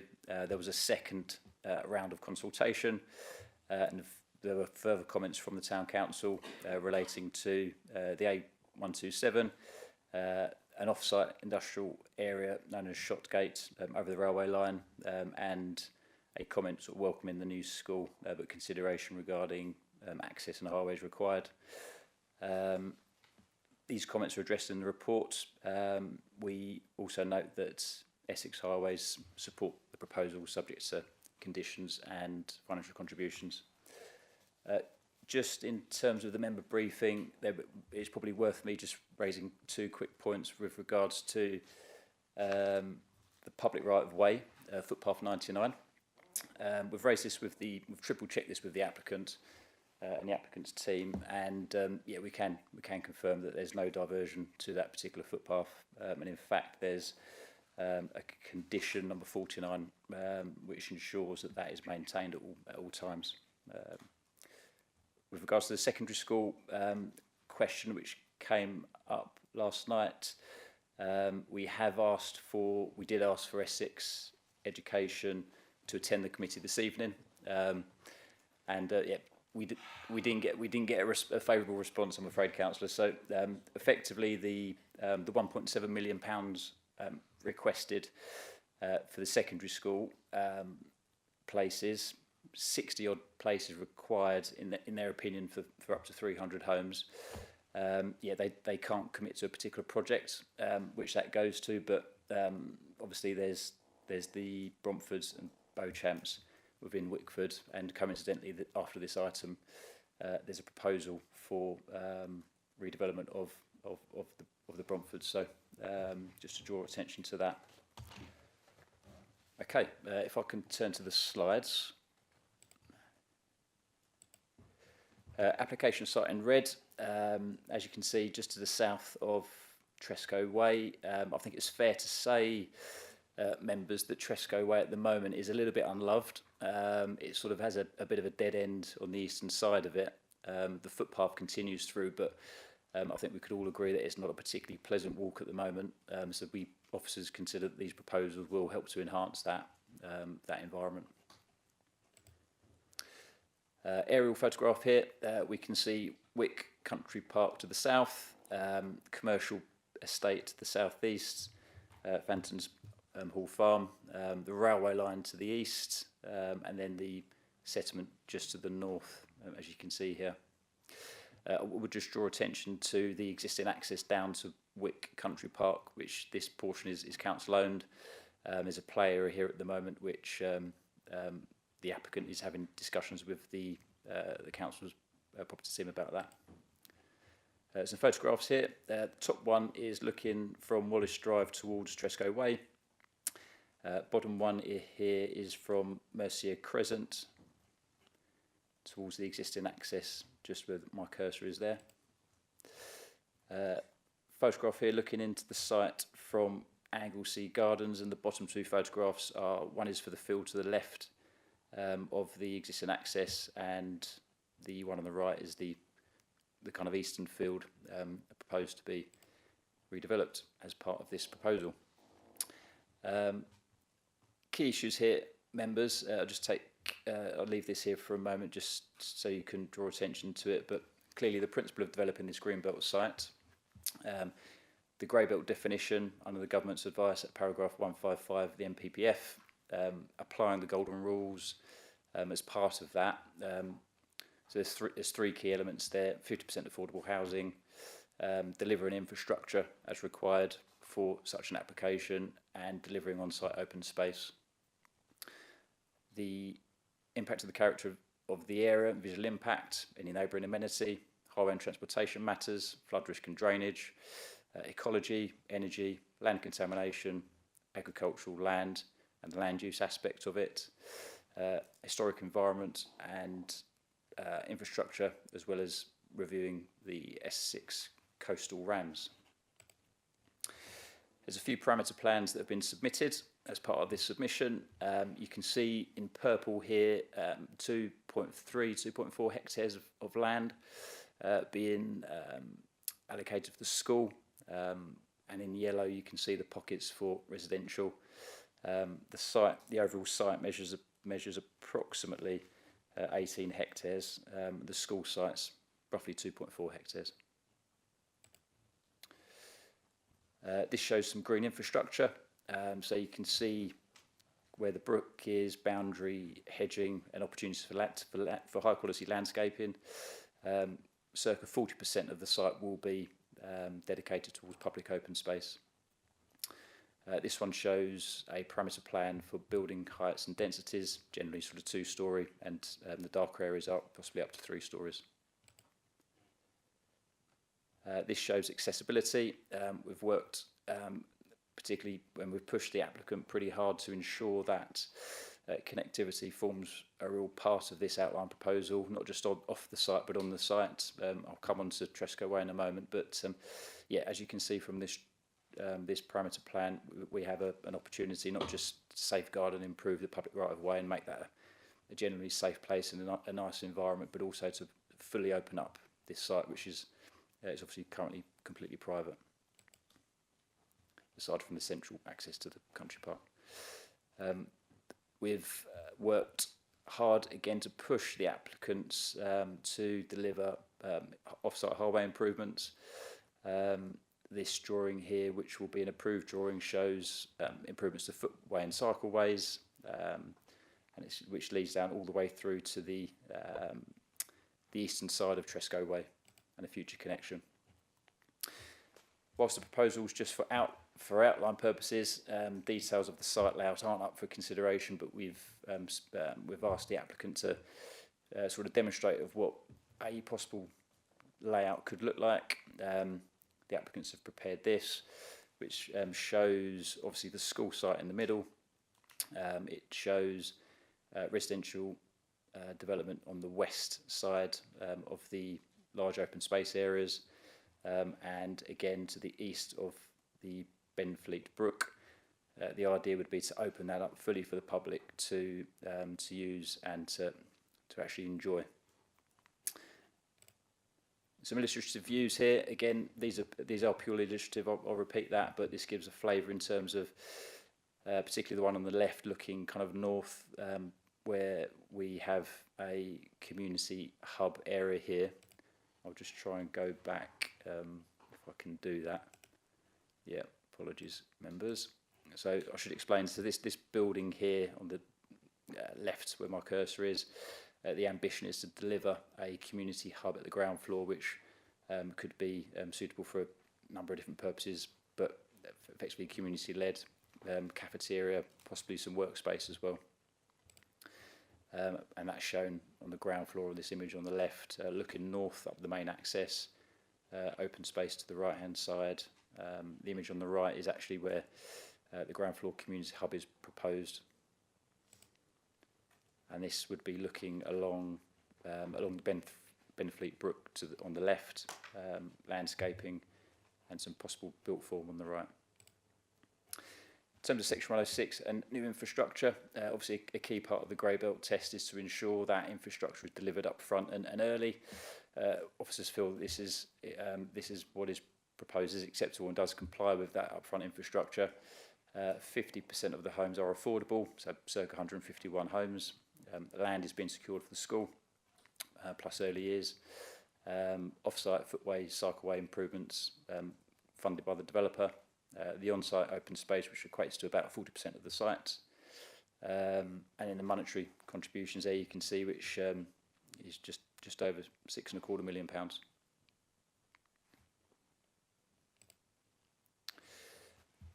So the planning balance members, the proposal, recommendation for approval subject to conditions and the recommendations is on the basis that officers believe the site is grey belt. However, in the situation where members aren't of that view, then consideration of very special circumstances is required against any perceived harm in the green belt. Again, officers feel that there will be landscape impact and there will be an element of loss of agricultural land, but it's not grade 1 and grade 2, and the applicant is a farming business focusing operations elsewhere. On the positive, we do have a proposal for significant market and affordable housing in a space where it's fair to say that the housing land supply position is not great. Clearly, very significant weight is attached to that.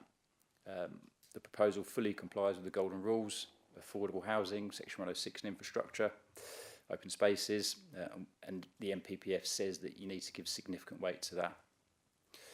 Social benefit, clearly the school plus contributions, affordable housing, the community hub, play spaces, green infrastructure. Officers give that significant weight in favour. There is economic benefits, as listed in the bullet points there, as well as environmental benefit. Members, just finally, the recommendation is set out in Section 8, subject to Section 106 requests and conditions. I've nothing further to add, so hopefully that's clear. Thank you very much. Thank you, Matt. Clarifications. Go back to that last slide again, please.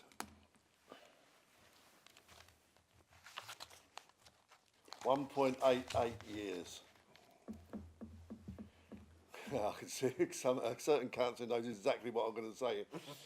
I think I raised at the 2 or 3 meetings ago that we have had that up there now for about the last 10 years, or that's what it seems.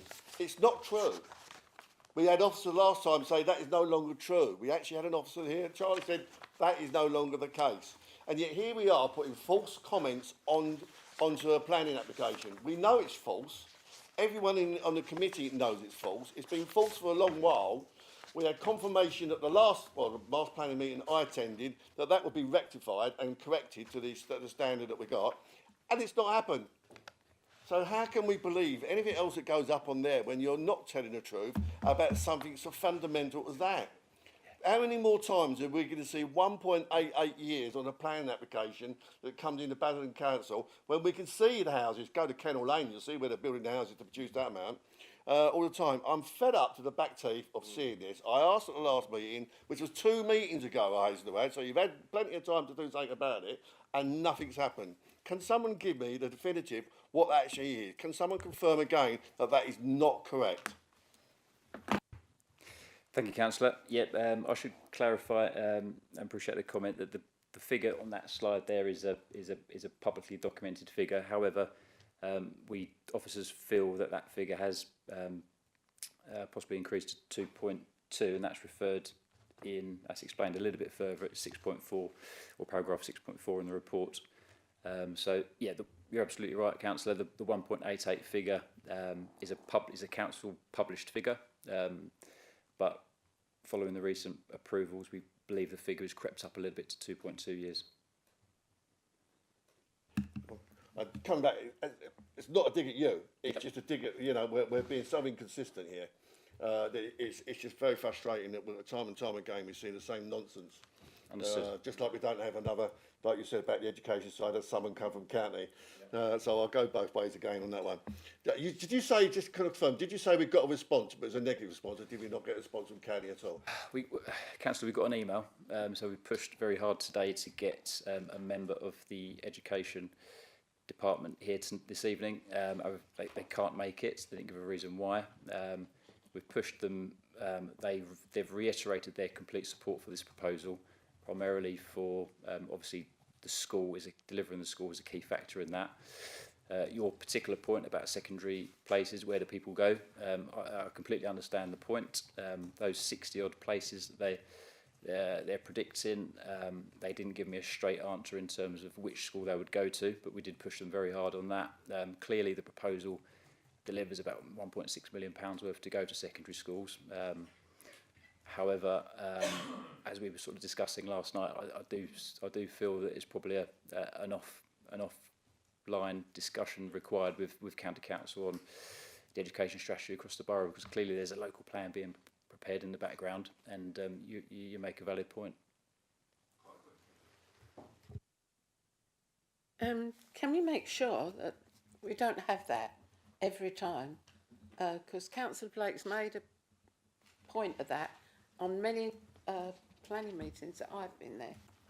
So we will do, Madam Chair. Thank you. Yeah. And he did actually say at the briefing he wanted an answer on the education, and we haven't got that again. Like highways, the same. Yep. But this is not our council. This is Essex County Council. Yep. Right. Anybody else would like to speak on this? Sam. Thank you very much, Chair. So, given that there's been 86 public objections, how meaningful was this consultation process, and what did that actually look like?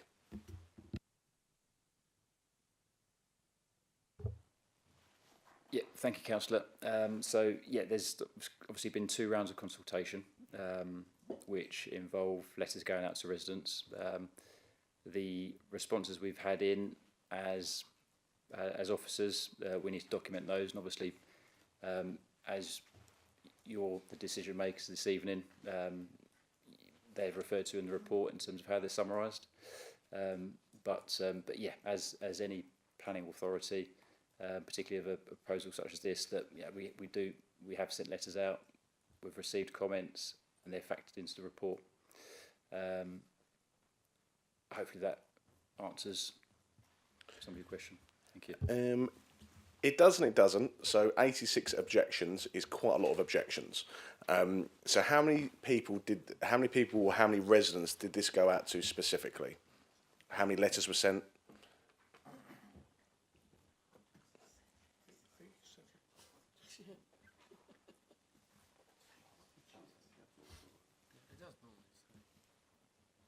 Councillor Janae, I've got the answer here. So on page 184 of the agenda pack, 1,465 neighbouring properties were notified by letter, site notices were posted and newspaper advertisements were published. So 1,465 and 86 letters of objection, 1 support and 4 general comments received. Thank you very much. So that's just 5% of people that have responded. Obviously, there's going to be a lot more people that probably have similar views on that. So why are we still building on Greenbelt when you're having such big objections, or such a vast quantity of objections, when there's a lot of brownfield that could be built on locally? Why are you not taking these objections into consideration, and why are we finding these planning applications come to us when there is so many people against what is being proposed? Thank you, Councillor. I think the clearly developing on the green belt is a contentious issue, and that's reflected in your comments there. As officers, we can't not process the planning application on green belt, so we have to treat every application on its own merits, whether it's brownfield or green belt. We've assessed it in line with latest government policy. And we feel it's acceptable for the reasons set out. But again, clearly, this is before committee to make a decision. But to answer your question, it's not. This is an issue that's not specific to Basildon. I think this is a sort of UK-wide reality that the housing crisis means that green belt applications are coming in thick and fast everywhere. So. What I would say, it's not Basildon specific, but I do take your point that brownfield first, as we've seen on the earlier item in Wickford, has always been a policy. However, there's only so much brownfield land available, particularly in areas of significant housing need. Thank you very much. And just one more question. So, just in regards to like roads, GP surgeries, etc., how are we going to ensure that these are going to be up and running before these 304, 302 homes have been completed? How are we going to ensure that these are up and running? Because at the end of the day, these are residents that are going into these homes, and how many people are we estimating to live in these homes? Around 400 or 500, maybe more. At the end of the day, those particular people need their GP. Yep. And that they need to be able to they need the schools. So are there any, obviously I know there's going to be a provision for education, but is this for new spaces? Is this for an increase in, or for the actual schools themselves to be extended, sorry. Maybe you can give me a bit more information on that. Thank you. Thank you, Councillor. Yeah, in terms of the education, clearly the primary school aspect is largely on site. The primary, early years and secondary all require financial contributions, and those will be paid early on in the process. So in terms of infrastructure first, I do completely take your point. I think it's something that we have requested from the applicant, and they've agreed to a policy compliance suite of financial contributions. So the healthcare contribution to go towards doctors and as requested by the NHS, that's £150,000. Yeah, that will be secured as part of Section 106. We in terms of the amount, we can only request what the NHS asks us to, but yeah, if we could request more, we would do. I think the overall package is about £6.5 million worth to all community infrastructure, and I think on a pro rata basis, with 50% affordable housing, 40% of the site being delivered as open space, I think in the round, that's quite a healthy package. Thank you.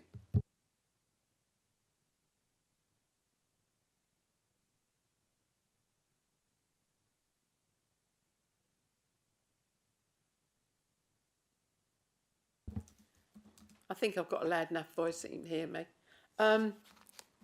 So can we call Councillor Jeffrey, please? Thank you, Chairman. This application being discussed for 302 homes south of Tresco Way lies firmly within the Greenbelt. The December 2023 Greenbelt study underlines this parcel plays a crucial role in preventing urban sprawl and protecting the countryside from encroachment.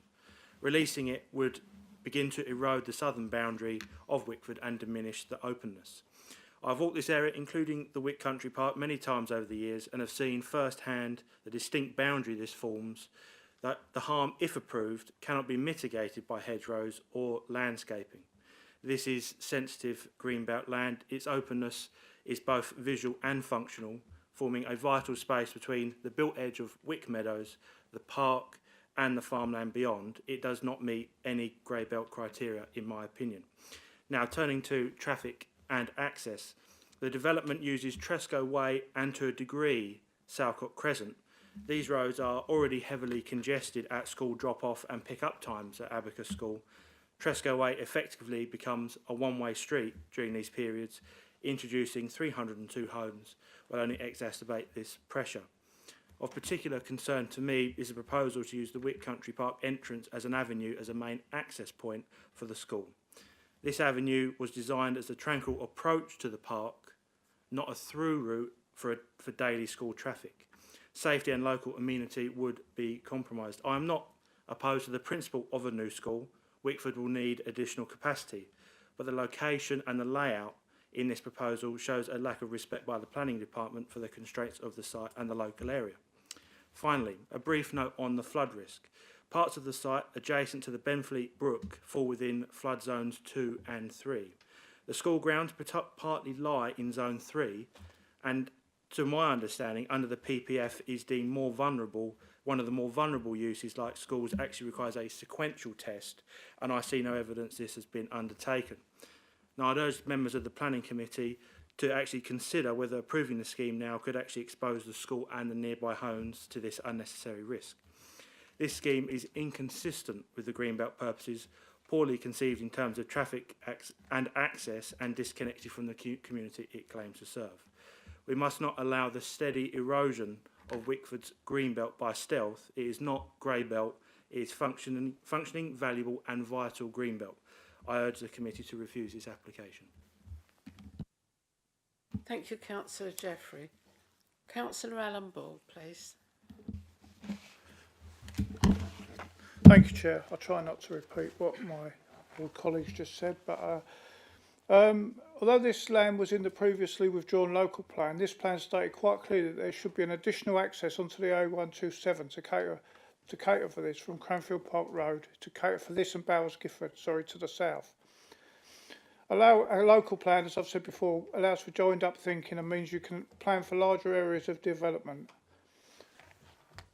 The title states a new two-form primary and nursery school. When you read the report, and not the headlines, it states land will be secured for a school, so not a school but land for one.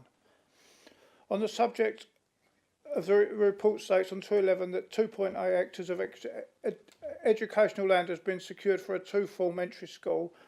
It's stating that a two-form school, and then further down it says 28 early years and 91 primary school places. Well, to me, that's 4 classes, 4 large classes. And also has been previously discussed, where would the secondary school pupils go? Because apparently there's 60 of them. And the 2 Wickford schools are virtually full or full. It doesn't satisfy the NPPF golden rules. The only one it's satisfied is point A, affordable housing. It doesn't meet infrastructure improvement B or genuine green belt space C. Also, infrastructure on the wider road network would not cope, as I've stated before. New access is needed onto the A127, as Netherden road access is at capacity, and with the recently agreed charging station and data centre at the junction of the A127, this just increases the traffic congestion at this junction. I'm amazed that Essex Highways have made no comment. Unbelievable as usual. I'm sure the committee agree with me on that one. Traffic surveys were produced a few years ago by Essex Highways for traffic from the Dengie Peninsula to use the Fair Glen Junction, but most don't and use Netherden Junction, which makes it even worse. I'm sorry, but this is not grey belt, it's green belt, and so on this I agree with me ward councillor colleague that this should be refused. Thank you. Thank you, Alan. Can I call John McLarty, please?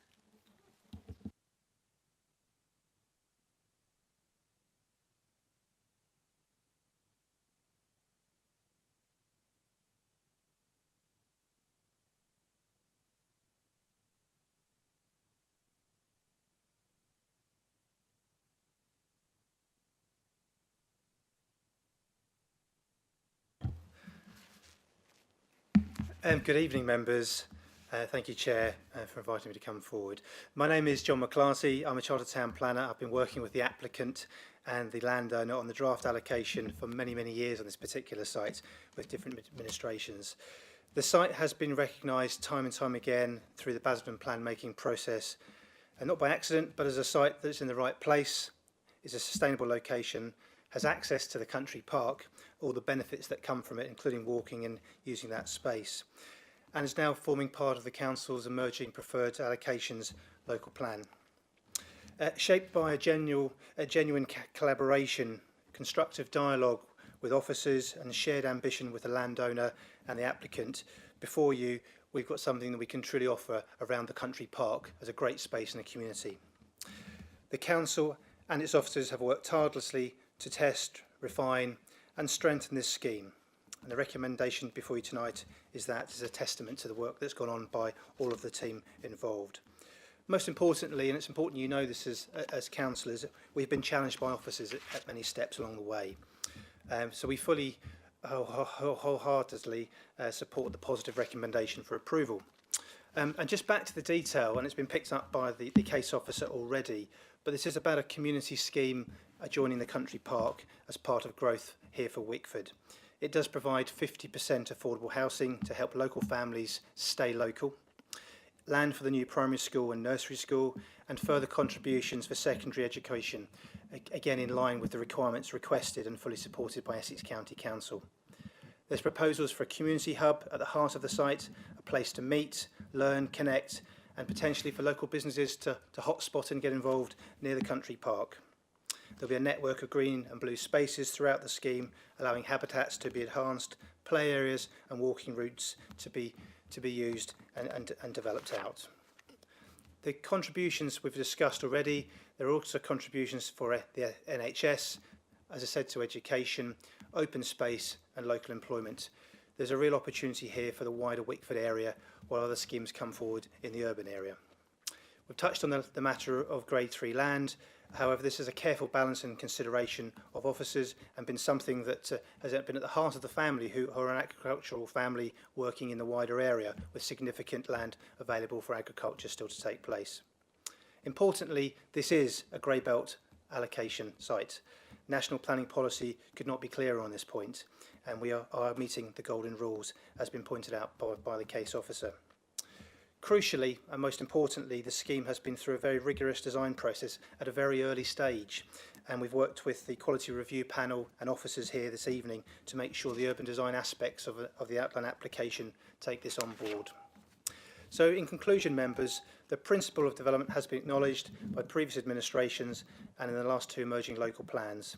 The applicant will do everything they can to get on with detailed applications and get these homes built for the people that need them locally. Thank you very much. I very much look forward to the debate this evening. Thank you. Thank you, John.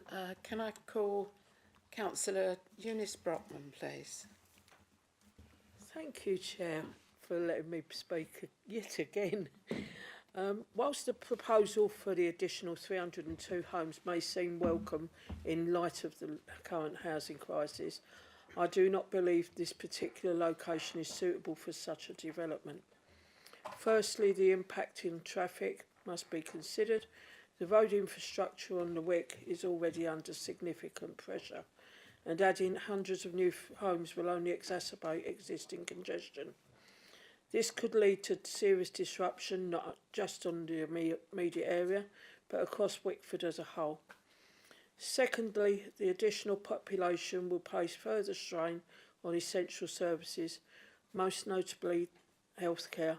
Our local GP practices are already overstretched, and I have seen no firm assurances that this additional capacity will be provided in time to support the new residents. Whilst I note that the proposal includes a school and a nursery, I must question the timeline. Will these facilities be built and operational before the first residents move in? I very much doubt it. In the meantime, families may struggle to find places in local schools or childcare settings, or even be forced to travel to further afield, adding to the traffic issues already mentioned. In conclusion, I could not support this application at this time. It would be irresponsible to move forward without firm, enforceable commitments from the developer that a new GP surgery will have capacity and a school and nursery will be fully operational from the outset. Thank you. Thank you, Eunice.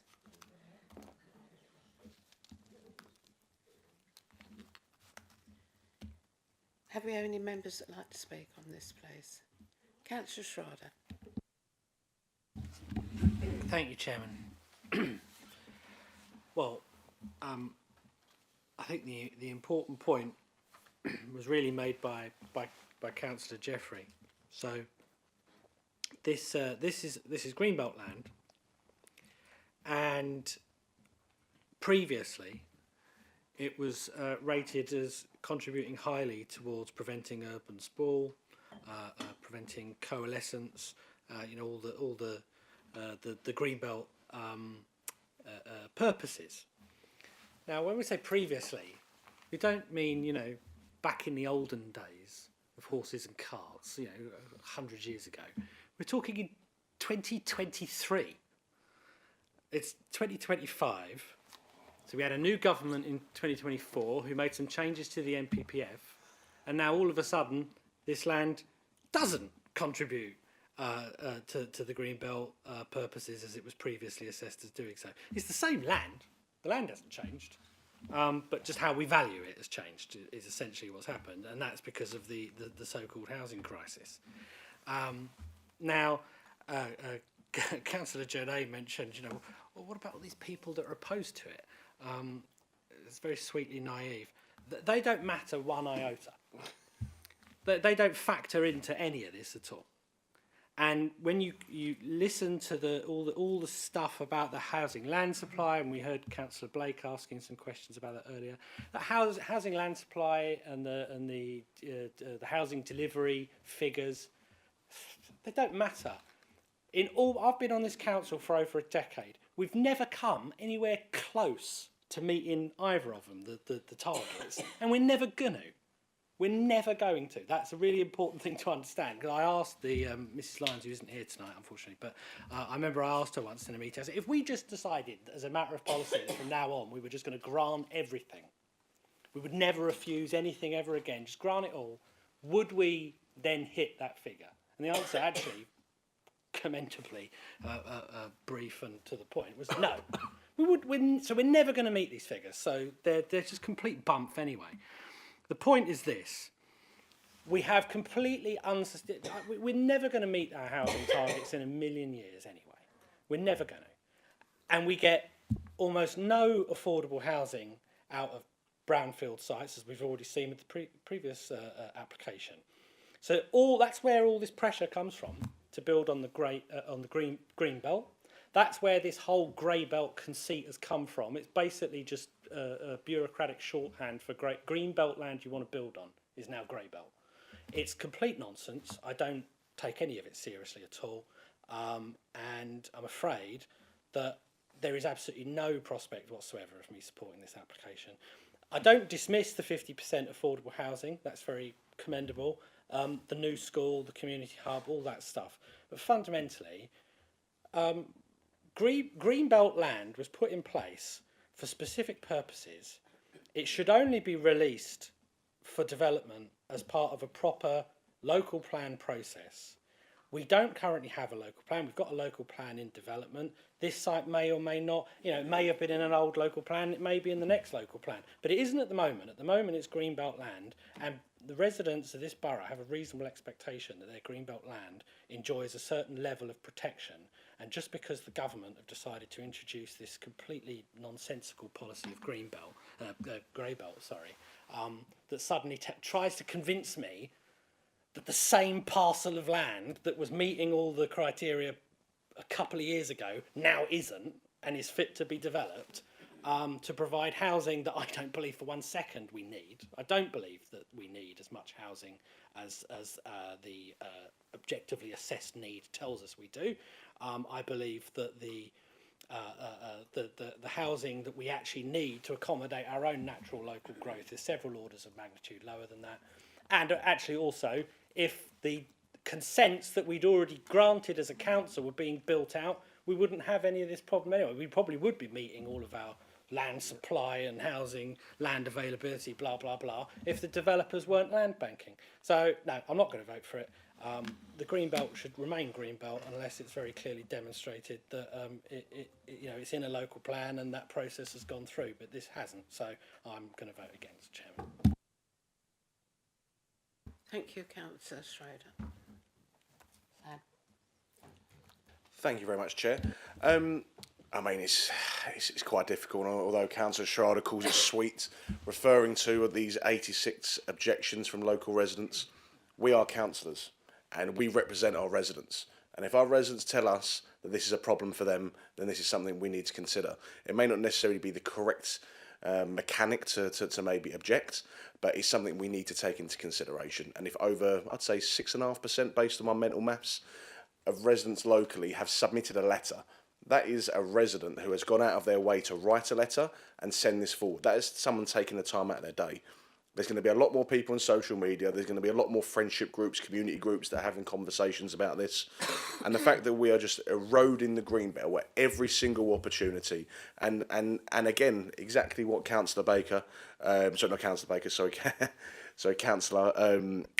Blake, apologies, it's one long day today, made it very clear that this 1.88 year land supply hasn't changed in months, not since I've been here. And I think it's, years.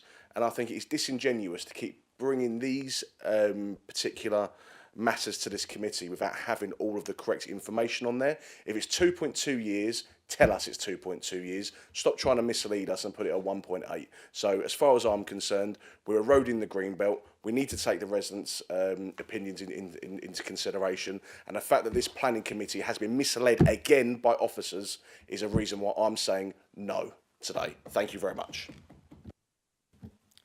Thank you, Councillor Johnno. Councillor.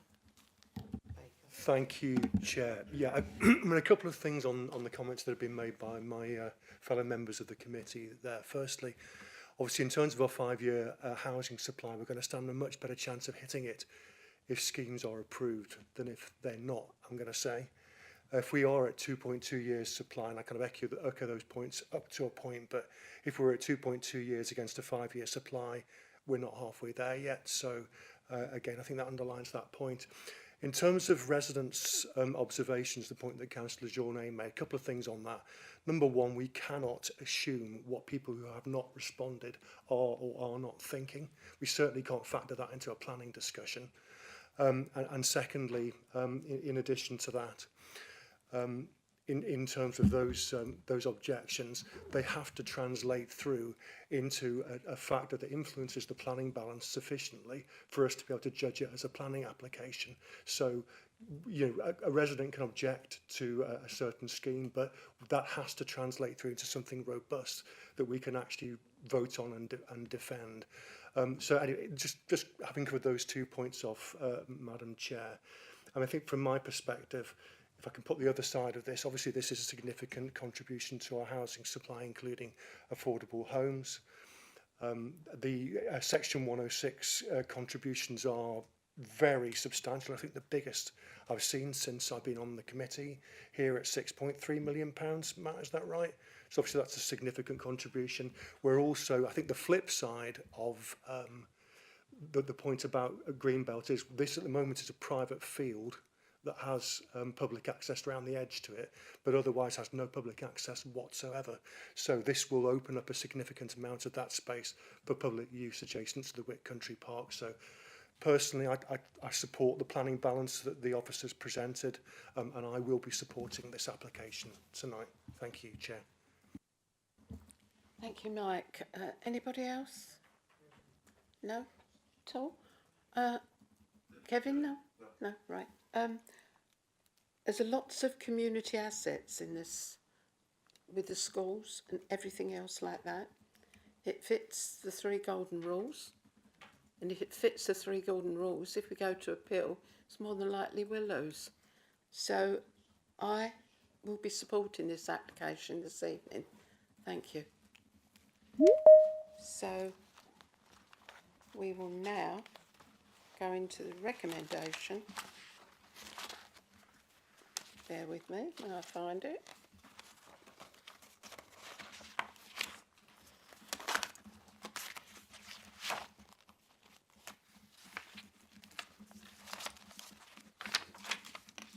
Which is planning application number 2400424 out be granted outline planning permission subject to no calling powers being exercised by the Secretary of State and the completion of a 106 agreement as set out in section 6 and subject to the conditions set out at the end of the report with any amendments that might be necessary up to the issue of the decision notice.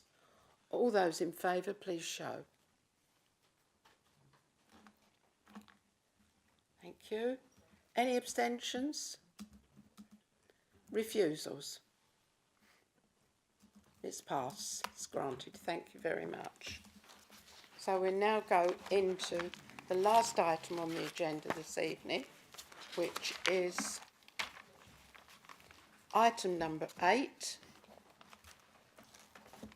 which is planning application number 2400918 for demolition of existing buildings and their replacement with new teaching blocks, sports hall and multi-use games areas, plus external works including hard and soft landscaping, car parking and boundary treatment at the Bromford School, Grange Avenue, Wickford.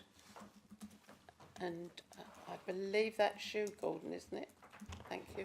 Yes, Madam Chairman. Yeah, thank you. Yes, as you've correctly alluded to, the application is for the redevelopment of the Bromford School in Grange Avenue in Wickford. There's a red line site location plan located at the western end of Grange Avenue, southwest side of Wickford. The secondary school also has a sixth form, currently accommodates about just under 1,300 pupils on its roll and just under 130 full-time equivalent staff. The building date, or the buildings, or most of the buildings date from 1973 and were found to comprise RAC, which is reinforced autoclaved aerated concrete, which has a short lifespan and is prone to failure. As a result, a number of pupils are currently being educated in temporary accommodation blocks on the site. Funding has been secured from the Department for Education for the complete redevelopment of the school, including some of the later buildings that nevertheless are in poor condition or reaching the end of their useful life. There's an aerial photograph. Residential properties to the east, Grange Primary School is to the north, Castledon School is further to the south. The site is within the green belt. The southern part is also school playing field. There's a proposed site plan. The redevelopment of the site, although it's in the green belt, it would represent an appropriate form of development under paragraph 154 of the NPPF, which allows for redevelopment of existing buildings and for redevelopment of previously developed land, provided they aren't any more harmful to the openness of the greenbelt. In this instance, the development will result in a 50% reduction in built area across the site, slight reductions in overall floor area and volume, although there will be a slight increase in building height from the current 1 to 2 stories to 3 stories for the new teaching block. The site is, however, well contained landscape visual impact assessment has been submitted and assessed, and it is found that there would be no adverse impacts on the wider landscape, subject to suitable material details, additional tree planting, black fencing, and new surface water drainage. These are just the floor plans. It's based on a government-developed super block design. So that's the ground first floor plans of the main teaching block. Assembly hall and dining areas will be provided in the middle. Photovoltaic cells on the roof. Air and ground source heat pumps would also be included. These are the elevations. And there's the sports block to replace the existing sports block. And there's a computer generated image. The new multi-use games area would also be provided, as you can see there at the front. There'd be no change to the amount of parking on the site. There would be improved cycle parking provision. This shows the existing view on the left and the proposed view on the right. The new building, although taller, will be set further back into the site, as I say, so there'll be less or no adverse impact on the wider landscape. Key issues are the principle of the need for the replacement school buildings, as I've mentioned. It is suffering a rack issue. Children do need to be educated in modern permanent accommodation, which this would provide. Impact on the openness of the green belt. This is an appropriate form of development, being an existing previously developed site. Impact on the school playing fields. There will be no adverse impact on the school playing fields. The development will not extend further down into the open playing fields part than the existing development, and no objection is raised by Sport England, subject to a community use access agreement as proposed and conditioned in the report. Sign and visual impact, as I've mentioned, discussed. Trees and landscaping, there will be some 40 plus new trees. Some trees will be lost, although these are low category. Impact on neighbouring occupiers, 95 residents were consulted. One response was received along with an MP response in favour of the development.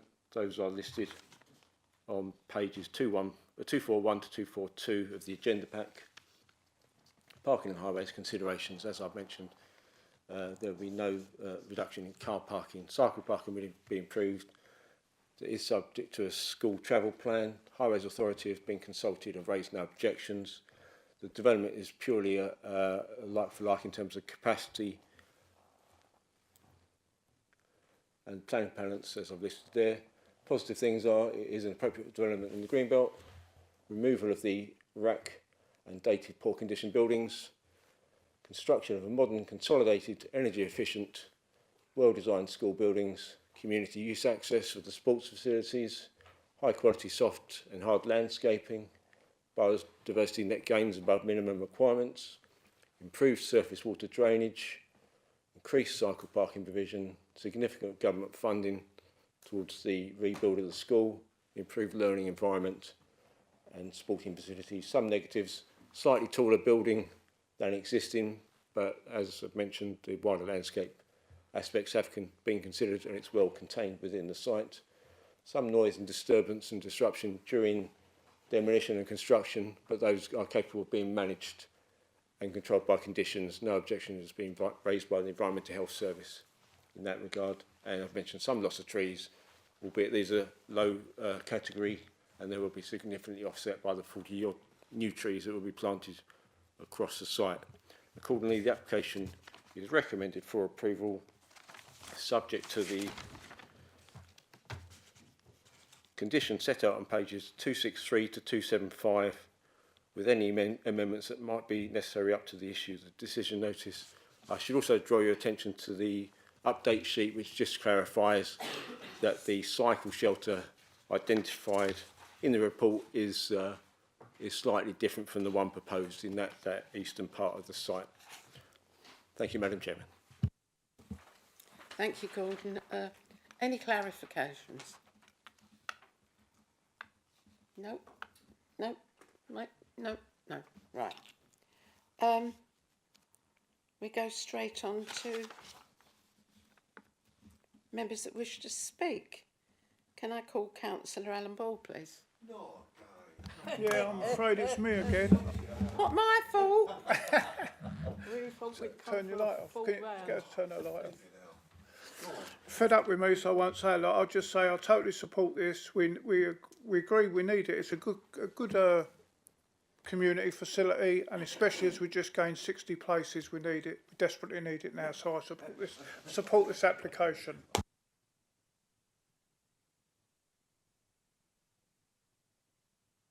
I've got a remote one here, which is Julie White. Good evening, Chair. Can you hear me? Yeah, we can hear you, yes. Good Okay. evening. Thank you, Chair, members. So thank you for the opportunity to speak this evening on behalf of the Bromford School and Beaumont and Kirkland, the Department of Education. I'm Julie White, the agent for the application. Firstly, I'd like to thank officers for their proactive engagement with our team and the thorough nature of their reports over the past year. Over the past year, we've worked closely with officers and consultees, including Sport England and County Council Highways, to address all the key planning matters. The team also consulted with the local community through a public exhibition and letter drop, and the exhibition was attended by over 100 residents. The feedback received has directly informed the design and the phasing of the development, ensuring it's both deliverable and sensitive to local needs. As you've heard, there's a clear and urgent need for the redevelopment of this school due to existing buildings being identified by the DFE as being beyond their serviceable life, with some constructed using RAC. There are already students in temporary accommodation, and obviously this proposal will seek to remedy that situation. The current facilities are no longer fit for purpose and cannot be economically refurbished. The benefits of the scheme are substantial and far-reaching.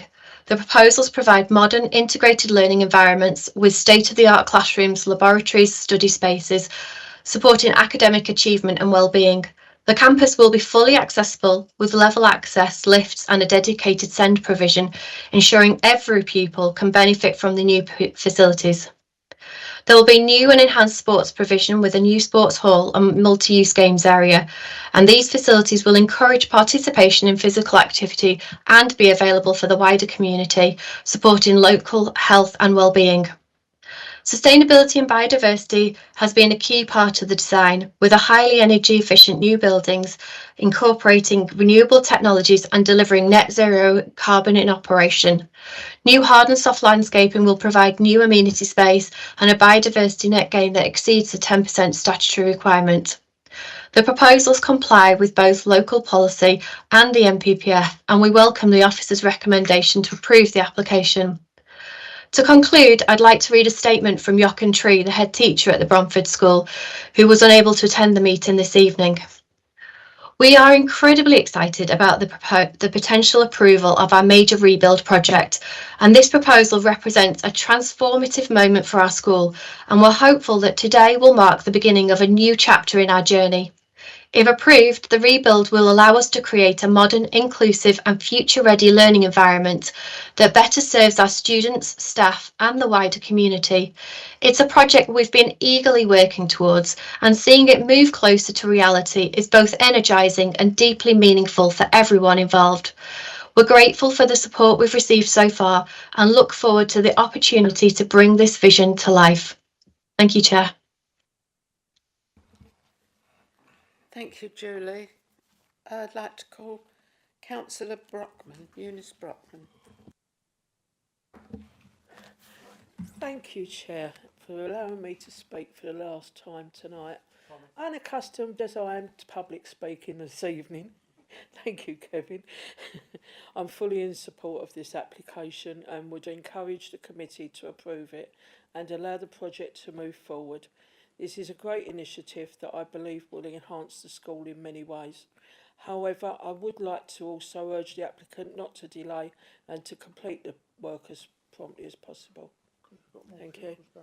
Oh, behave yourself. Thank you. Any questions from anyone? No? Sam? Thank you very much, Chair. I mean, as someone that attended Bromford's just for a period of 18 months, year 7 to year 8, it did bring back some fond memories. Thankfully, it wasn't under the teachership of councillor over here, but that's neither here nor there. As Reform do like to put families first, I think it's very clear that we need to pass this evening so that we can ensure that our students in Wickford, they have the correct learning environment for them to be successful. So on this occasion, I will be passing, or will be offering my vote as a yes, and hopefully we can pass this through for the students of Wickford. Thank you. Councillor Baker. Thank you, Chair. Yeah, just very briefly from me, having worked at this school, albeit briefly, yeah, I mean, I think I can understand why your country is so excited about this. The current buildings are tired and compromised in terms of their their fit with modern educational structures. So yeah, I think this sounds like a great development, and it's got my full support. Councillor, no? Okay. Anybody else? No? I'd just like to say it was, I think Councillor Blake brought it up about lack of spaces as well. So it's good to see that, you know, we're going to get more spaces in Bromford School. I just wanted to say, because he was away on holiday, Councillor Buckley did ask me to mention that he wanted to put his full support behind this as well, because he's the county councillor for the area. So we'll go straight in to the recommendation now, which is that planning application number 2500918 be granted planning permission subject to the conditions listed at the end of the report, with any amendments that might be necessary up to the issue of the decision notice. All those in favour, please show. I think that's unanimous. Thank you. Thank you, everyone. Thank you, the officers. It's been a long evening. Thank you very much. Thank you to our members. Thank you.